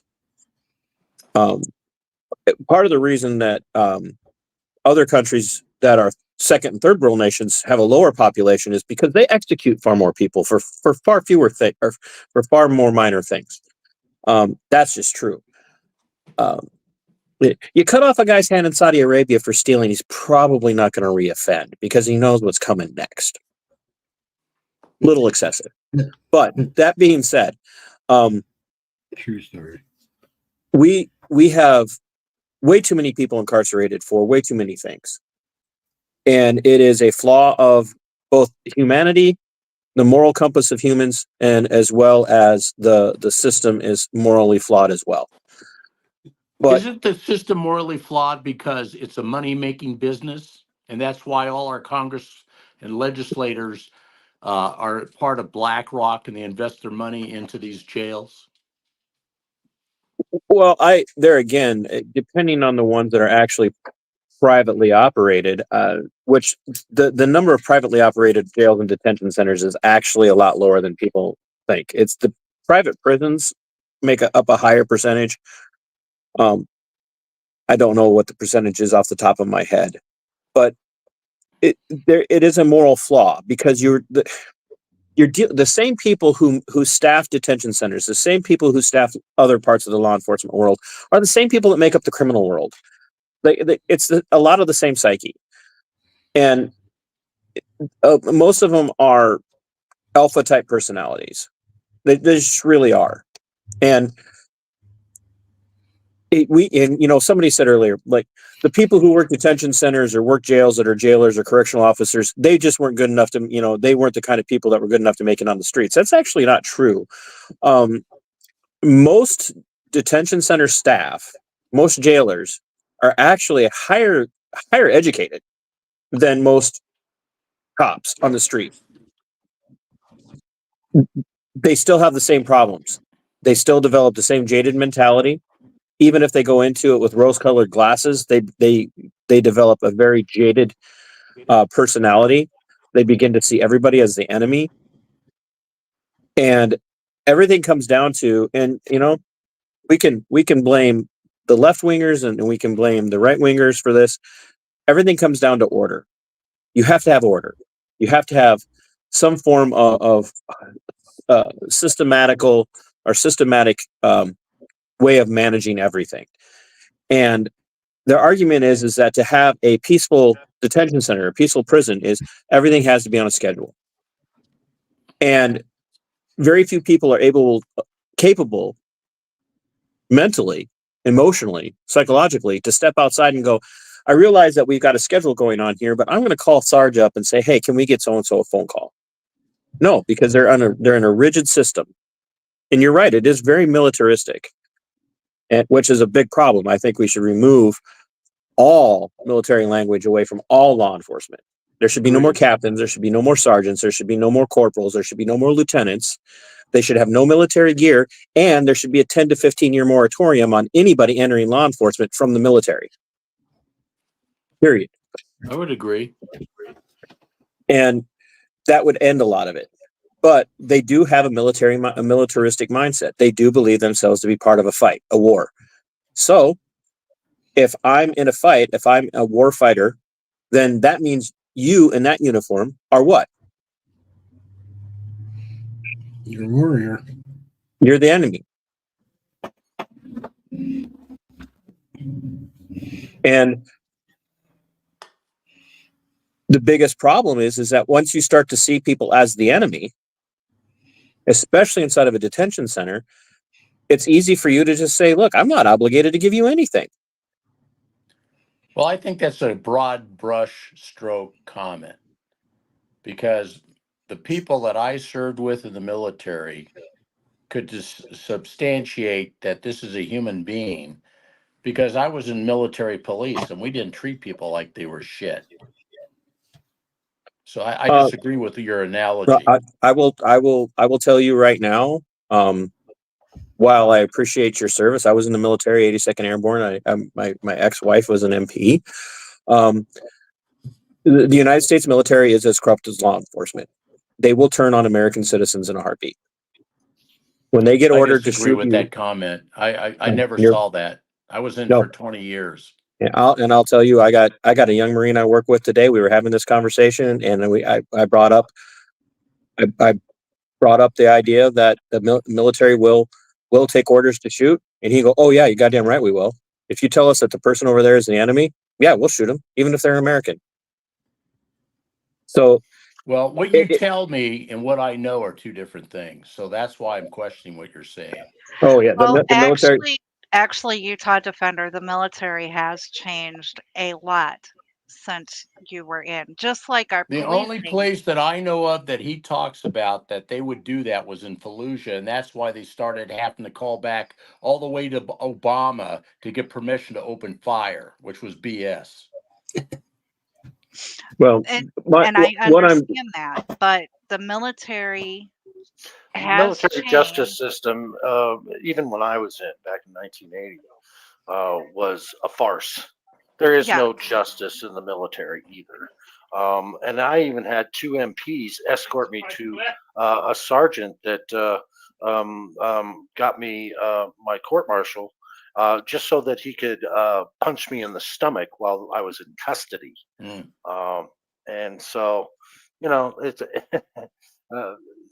that's what I saw. And So that's what I experienced. the only reason I brought any of that up was not to like, everybody knows how as a veteran, everybody knows how I feel about vets. I love my fellow vets. I want to see I want to see an end to all war. There should be no more war. We're the last ones to want to go to war. Yeah. But I was bringing this up to talk about the end of the militarization aspect of the law enforcement world, the law enforcement career field, and that needs to absolutely end. Yeah. Now, when I talk about judges, and Nikki, to your point, when I talk about judges, I agree that things need to be done so that people, when they're given a bond, bonds should be reasonable because it says that where our natural rights, as they're enshrined in the Constitution, in the Bill of Rights, say bonds cannot be punitive. You have a natural right to not have a punitive bond. Bonds in and of themselves are punitive. I've seen guys who have no chance of bonding out because a judge has given them multiple bonds of $500,000 to $1 million or more. Now, you name somebody that's going to be able to come up with 10% on a $1 million bond. The only reason that $1 million bond is given is what? To make sure that person can't get out. Yeah. But the judge is doing technically what he's required to do, or she is required to do. But at the same time, we have to remember that as the federal state is broke down into 3 segments, you have the legislative, the executive, and the judicial. Even at the county level, you have the same breakdown. You have a legislative body, you have a judicial body, and you have an executive body. The sheriff is an executive. He is the executive head in that executive wing. You do not want a judiciary that has the power to make the executive do something the executive does not want to do. That's checks and balances. That's common sense. Right. And They're so supposed to be equal separate but equal powers. Exactly. Mm-hmm. And so they're supposed to be if you have, let's say you've got a good sheriff, and they're harder and harder and harder to find, but let's say you got a good sheriff and you've got a judge that's got a political axe to grind or a political agenda. Let's say they're a Marxist. I would imagine, most of the people that are listening in on this panel would probably, even if you're a little left of center compared to me, and I'm a paleo libertarian, so I'm about as hard to pin down as anybody.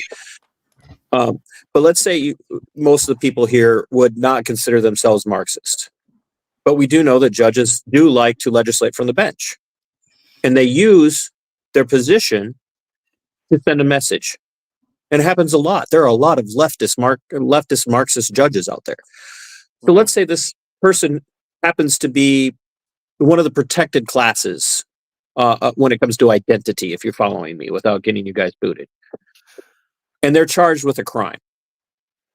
And it's an atrocious crime, kind of like what my buddy Chase is in jail for pointing out. And you guys who know Chase's story know what he's been through. But let's say this judge finds out that this person happens to be one of these newly protected classes, and another judge saw that what this person did was done to a child, and it was a terribly atrocious crime.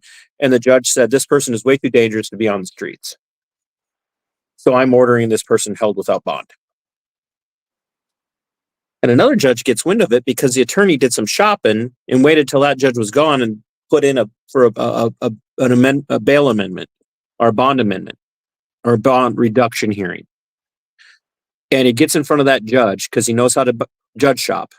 And that judge with this agenda says, oh, I'm ordering you to release this person right now. ROR on their own recognizance. And the deputies or the bailiffs, depending on how the system breaks down, are standing there and they say nothing because you're not allowed to talk to the judge. And they go downstairs and they tell the sheriff, and the sheriff says, no, we're not doing that. We're not releasing this person. And that judge calls those deputies back up and says, Deputy Bailiff Smith, I ordered this person released. Why aren't they released yet? The sheriff told us not to. Well, I'm holding you 2 deputies in contempt. I'm ordering you to go do 60 days in the facility that you staff. You want a judge to have that kind of power? I want you to think about that. Actually, you should be talking to the sheriff, not those 2 deputies. Right. But who's he going to talk to first? Because he gave the order to who? Well, they should just tell him, hey, sir, I don't work for you. And I have my sheriff talk to him. And you say that to a judge in the courtroom and they will slap you with contempt. Why? Well, he didn't say it in the courtroom. He got him offline and he'll called down to him. No, he'll call them back into the courtroom. That's what they would do. If they had that power, they'd call them to the courtroom because they want them in the courtroom. They want to be able to hold them in contempt. So what you're telling me is the whole system is really screwed up by personalities of tyrants. You're goddamn right. Yeah, I agree with that. Yeah, that shit's got to stop. Dip Solar Bear's making another joke. No, he might be serious at this point. I don't know. No, he's not. He's not. This is what I'm trying to look. I said I wasn't going to go on for much longer, and I'm not going to. I'm going to try and go spend some time with somebody. What I want people to understand is, one, I said what I meant what I said earlier. There isn't a day that goes by that I do not feel like shit for some of the stuff that I took part in. And it did push me further and further away from enjoying the career. And so when I finally did launch my show, I knew that there was going to be, even without talking about the corruption in the system as it involves the institution of policing and criminal justice, I knew that there was eventually going to be repercussions, and I did it anyway. And that's not me telling you guys this for a pat on the back because, Cliff and Nikki, you know me well enough to know that's not who I am. I'm not comfortable with that stuff. But I am trying to tell you that there are people like me out there who are struggling and they don't know how to make a change, and they are being forced out. And if they're not being forced out, they're miserable. And I said that on my stream a couple of weeks ago. That's why so many of these guys get out and they eat iron.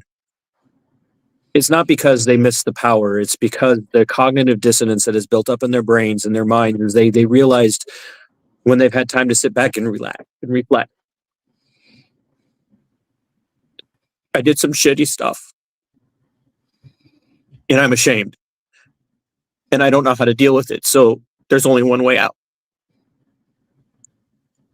And well, I commend you for having moral courage. And I think you have integrity also. And so when I point out, well, and it's also character. Character is doing what's right, and even though there are repercussions in a negative way, that's character, because you're willing to pay the price for outing yourself, and talking about these things. And this man has a moral compass. Shows a lot of character. Yes. When I point out how the system operates, it's not to justify the system. It's to explain that the system is going to continue to work the way that it's working until we can actually make changes. And the only way that we're going to make changes is continue the pressure. And that means there are a lot of us that are going to suffer. I feel I'm going to make some changes. What do you think, Cliff? Well, I hope so. Yes. I think you're fighting for change, and that's why I support you. I think Big Mike is fighting for change, and I support him as well. Anybody that I want to feature on my channel, I believe in what they're doing. I feel like they're trying to affect change in some way. And so And Nikki agrees with that. We are looking to help people that are trying to affect change within our government, because it is corrupt and it needs to be fixed. I don't know if we can fix it from the outside. I think we need to try to get in, but it's really hard not to become corrupted. Politicians go into these things for the right reasons, but then they end up corrupted. It's the nature of man. I'm gonna say this, and then I'm gonna bounce. If I could get anybody who's listening, anybody who's watching, people that are up on the panel right now, and people in the audience who watch this on replay or watching it live, whether you consider yourself a reader or not, if you prefer to listen to books, which is valid reading, by the way, there is a very short book that you can find on YouTube for free to listen to, and it's by a man named Murray Rothbard. And the book is called The Anatomy of the State. Not only are most of you probably aware of much of what he talks about, but those of you that aren't aware of it, and those that are, when you read how he breaks down how the state works, how it functions, and how it operates, it will help you understand how we have to go about dismantling the state so that we can have self-governance again. That will change so much of how all of us think. And the reason that I know that is because it helped me. So if I could encourage anybody here to do anything, that one thing, take the time, listen to it. I think it's like a 30-minute listen, and then go back and listen to it again, and then tell all of your friends to listen to it. Send it to everybody, because it is life-altering philosophically when it comes to seeing. We could sit here and see how corrupt the state is. We can talk about it, but until we can address the root cause and the underlying causes of why that corruption exists, then all we can do is talk about it. And we can put effort into changing it, but we have got to get other people to see things the way we are seeing them. And that book is a phenomenal way of doing that. And the reason I know that is because I have recommended it to hundreds of people, and I have had hundreds of people reach out to me and go, "Holy shit. Now I understand." What's the book called again? The Anatomy of the State by Murray Rothbard. Now, TC, before you go, I do want to reiterate that, I wasn't coming after you. I know. Per se. Okay. I want to make sure we're still okay and you're not mad at me for playing devil's advocate. Don't worry about how I got tougher. I'm harder on myself than you could ever be on me. Okay. Now, Mike, you had said that you guys take care. Yep. See you later. Appreciate you. Thanks. Appreciate Thanks you, for being on the Minnesota. panel. Now, Mike, you had said that you had seen a difference between up there in Mackinac, Mackinac, is what the outsiders call it, and the bigger city or county. And somebody did bring up a good point. Do you think, number one, that it was because it is a tourist area, so they have to be nicer? Or I think this area is an outlier. Here's what it is. It's because the community's so small, the jail's so small. You're locking your neighbor up. You know what I mean? Upbringing, moral compass. I think that's the difference here. And up here, the majority is white people and poor. So they don't have the high influx of crime like they did down in Monroe County. There's a lot of Monroe County there that's 50-50 on the race for one, and unfortunately in that area, majority of black people, everybody there's poor in Monroe County, to be realistic, but the black people lived in what they called the East End, So that's where all the drug dealing and gangs and small city gangs and stuff like that were. And you got the UP too, which they're a different type of people altogether. Well, Right. that's where I'm at. I'm in the UP. Yeah, they're nice people. I like them. Generally, yeah. They can be snobby though. Yeah. The UP actually, if I remember right, the UP is where Press with Ranker got hemmed up. Yeah, he's over in Escanaba. Yeah, and he was in the chat earlier. I don't know if he's still in the chat or not. He's probably lurking. Yeah, because he is a quiet person. Yeah, he's a lurker. You're lurking, aren't you? See it. That's yeah, he does do that. Yeah. And he doesn't like to be up on panels either. So Yeah. but he's They a good have a guy. big I've- city I've had a lot. mentality there in Escanaba, though. Well, and it's mostly they're bootlickers too. They've been Yeah. indoctrinated. Yeah. You know, and it's like cops can do no wrong up in that area. Oh yeah, our heroes. Yeah. Yeah. Yeah. Yeah, I'm not a fan of cops. I don't like what cops represent. You know what I mean? I try to treat the cop as a person first, and then as soon as you show me you're a cop and not a person, then you know all bets are off after that. It could turn into a big FU at the end. Mike, can I tell you my philosophy? What's that? I fucking hate them all. And Yeah, my I don't trust my them. son, just let me finish. My son's up for captain in the police department. And they have to prove to me, I can tell within 30 seconds if that cop is a good person or not. And when they put their hands on me, it's all over. Right. I'm not nice. Right. I prefer to let them do what they do. I try to give them a platform to display their personality. You know what I mean? In other words, you give them a long rope. Yeah. Yeah, because truth be told, I'm afraid of them. Scared to death. I don't have When any them fear fuckers of roll them. up, I start shaking. I 'cause don't have know what any. they're capable of. I don't have any fear of them, and I used to be one.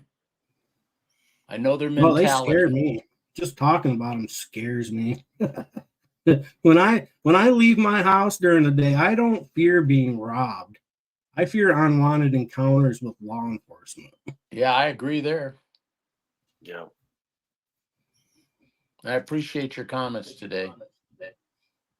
Yeah, I'm down with the cause, man. I just, I don't even know. I'm at the point where I've come to the realization myself. I mean, I watch a lot of James Freeman. He says it best. He says, we don't have rights. They let us have as much rights as they want to. At any moment, they can take whatever they want, and they'll do it under the threat of death, and unless you're willing to, die with them, you know what I mean? Yeah. Yeah. So, all we can do, I feel like it's not going to change until we unfortunately have to forcefully change it, not by, changing politicians where you basically I know. Yeah, burn I it know a lot of down. people are starting to think that way, and it's unfortunate, and I don't want to see that happen at all. Yeah. But we've got to try to change it legally. We've got to try. Well, the problem is they don't want to change. No, they don't. Okay. Okay. Now, who is they? We always have that invisible they. Right, they. Who is they? The Do powers to be, you know what I do mean? we follow the money? They're the ones who feed off the nipple of the government teat. You know what I mean?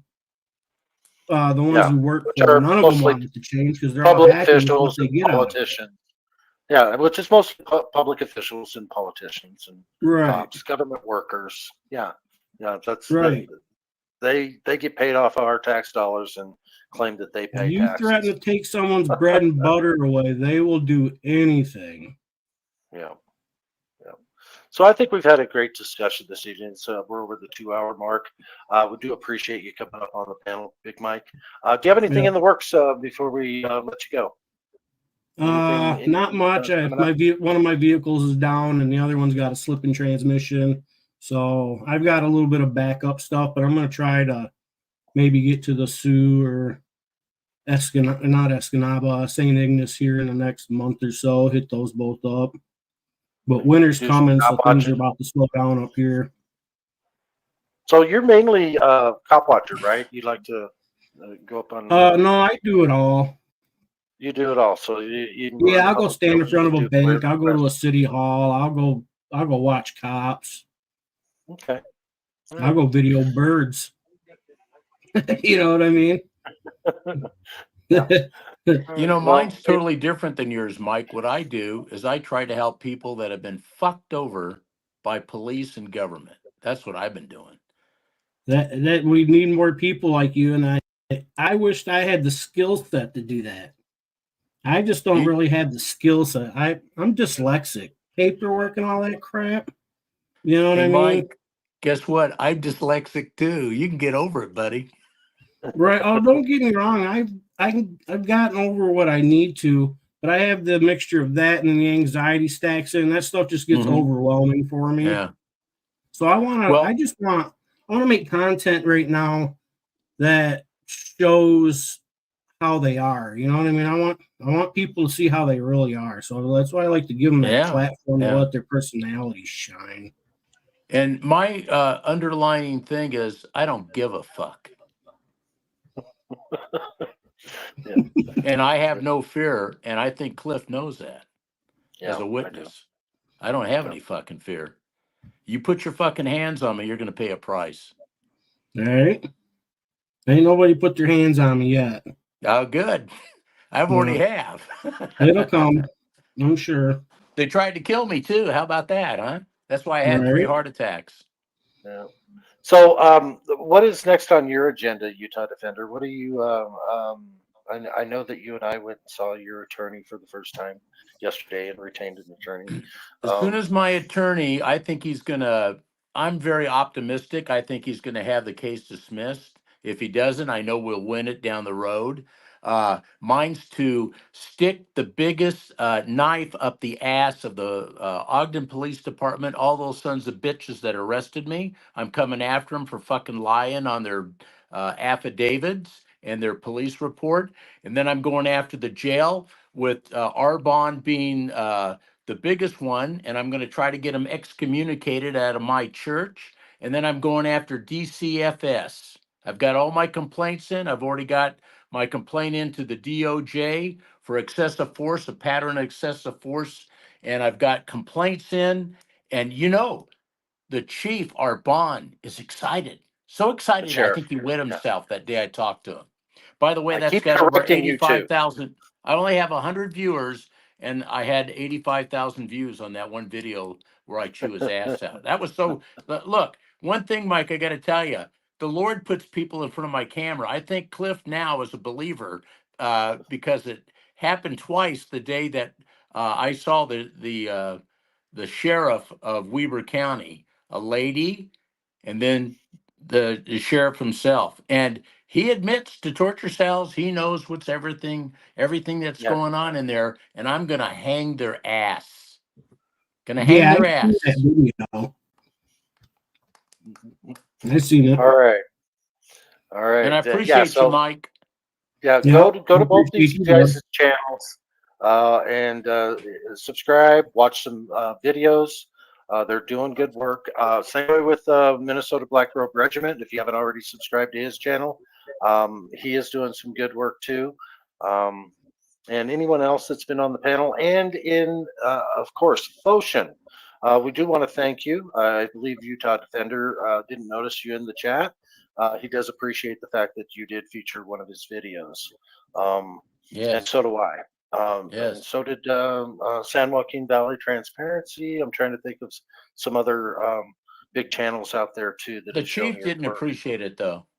No, the sheriff doesn't appreciate it. He doesn't like this kind of exposure. And you've been in there 2 times since then, and he hasn't bothered to show his face. So Yeah, he one of the knows he deputy messed up. sheriffs came out, tried to give me a hard time, but I just stared his ass down. And Nikki, I want to tell you again, I appreciate you. Well, thanks. I just push buttons around here. You make the most intelligent comments. You Yes. say things that come out from left field, and I go, damn, why didn't I think of that? Seriously, I'm not trying to give you false praise, but you do. That's what I like about you. Yeah, she's very detailed that way. She likes to sit back and observe, and then when she's got something to say, it's pretty powerful. So we love it. Cliff, I'm Nikki, going do to you tell have you anything? something. No, go Cliff, ahead. real quick. Mike looks like my cousin. I'll show you a picture of him. My nephew. He looks just like him. I sit here going, "Holy hell, is that Matthew or what?" But he looks just like Big Mike. Yeah. Okay. I'm a good looking guy. Yeah, he is. Yeah. Not bad looking at all. No wonder he didn't turn off his camera. I need to turn mine off a little more often, I think. But anyway, so again, Foshin, we do appreciate you coming into the chat and sharing Utah Defenders video the way you did. He does definitely appreciate it. We were talking about it earlier. Yes.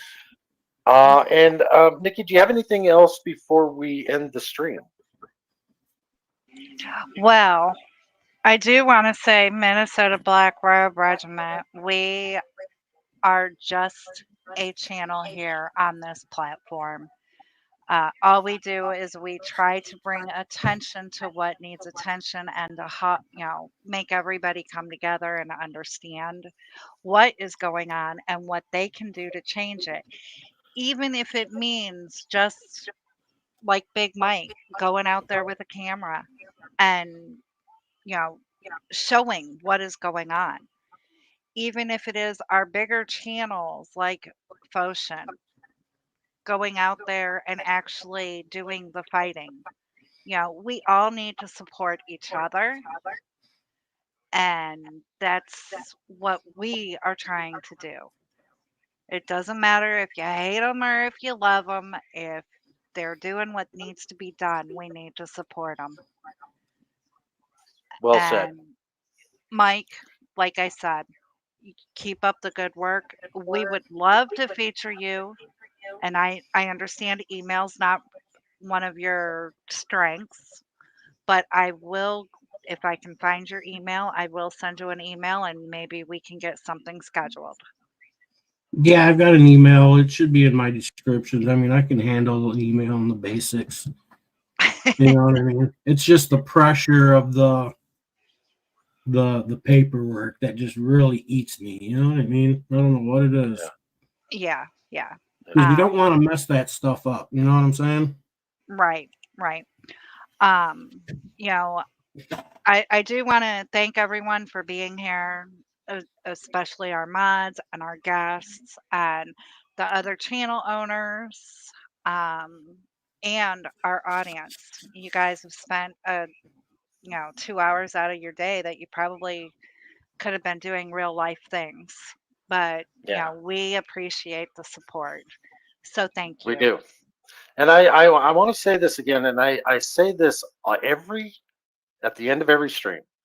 Please like, share, subscribe, and please, after this live stream is over, and you have access to be able to put in a comment, please leave a comment. I don't care what it says.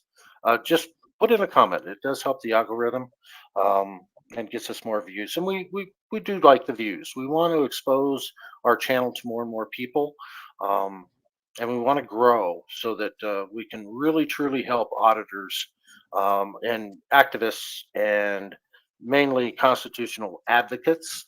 When they get hemmed up, we want to be able to help them and we want to be able to get the word out. And the larger we can become, the easier it will be to be able to do those things and have a lot of eyeballs on situations. So please help us with that, okay? I say that at the end of every stream, but I'd like to see more comments at the end of each stream. So with that said, I'm going to go ahead and play the outro, and we will see you guys on Sunday at 1 o'clock Central.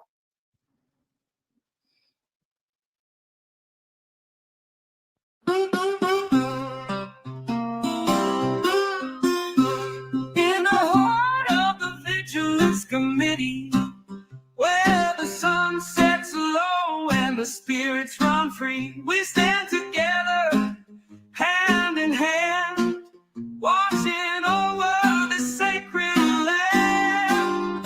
We're the keepers of the flame. In the Vigilance Committee, we'll never be the same. Through the trials and the tests, we'll always give our best. Through the storms and the darkest night, we'll shine our light. We'll stand and fight for the ones we love, for the ones we've lost. In the Vigilance Committee, we'll bear the cost. We're the keepers of the flame. In the Vigilance Committee, we'll never be the same. Through the trials and the tests, we'll always give our best. Through the storms and the darkest night, we'll shine our light. We'll stand and fight for the ones we love, for the ones we've lost. In the Vigilance Committee, we'll bear the cost. We're the keepers of the flame. In the Vigilance Committee, we'll never be the same. Through the trials and the tests, we'll always give our best. In the quiet of the night, we'll keep the watch, we'll hold on tight. In the Vigilance Committee, we'll stand tall. Together we'll rise, together we'll fall. We're the keepers of the flame. In the Vigilance Committee, we'll never be the same. Through the trials and the tests, we'll always give our best. In the heart of the Vigilance Committee, where the sun sets low and the spirits run free, we'll stand together, hand in hand, watching over the sacred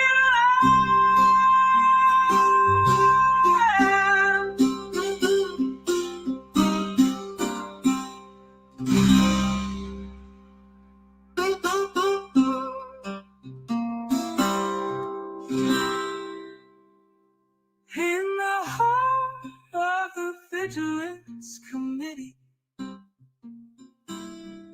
where the sun sets low and the spirits run free, we'll stand together, hand in hand, watching over the sacred land.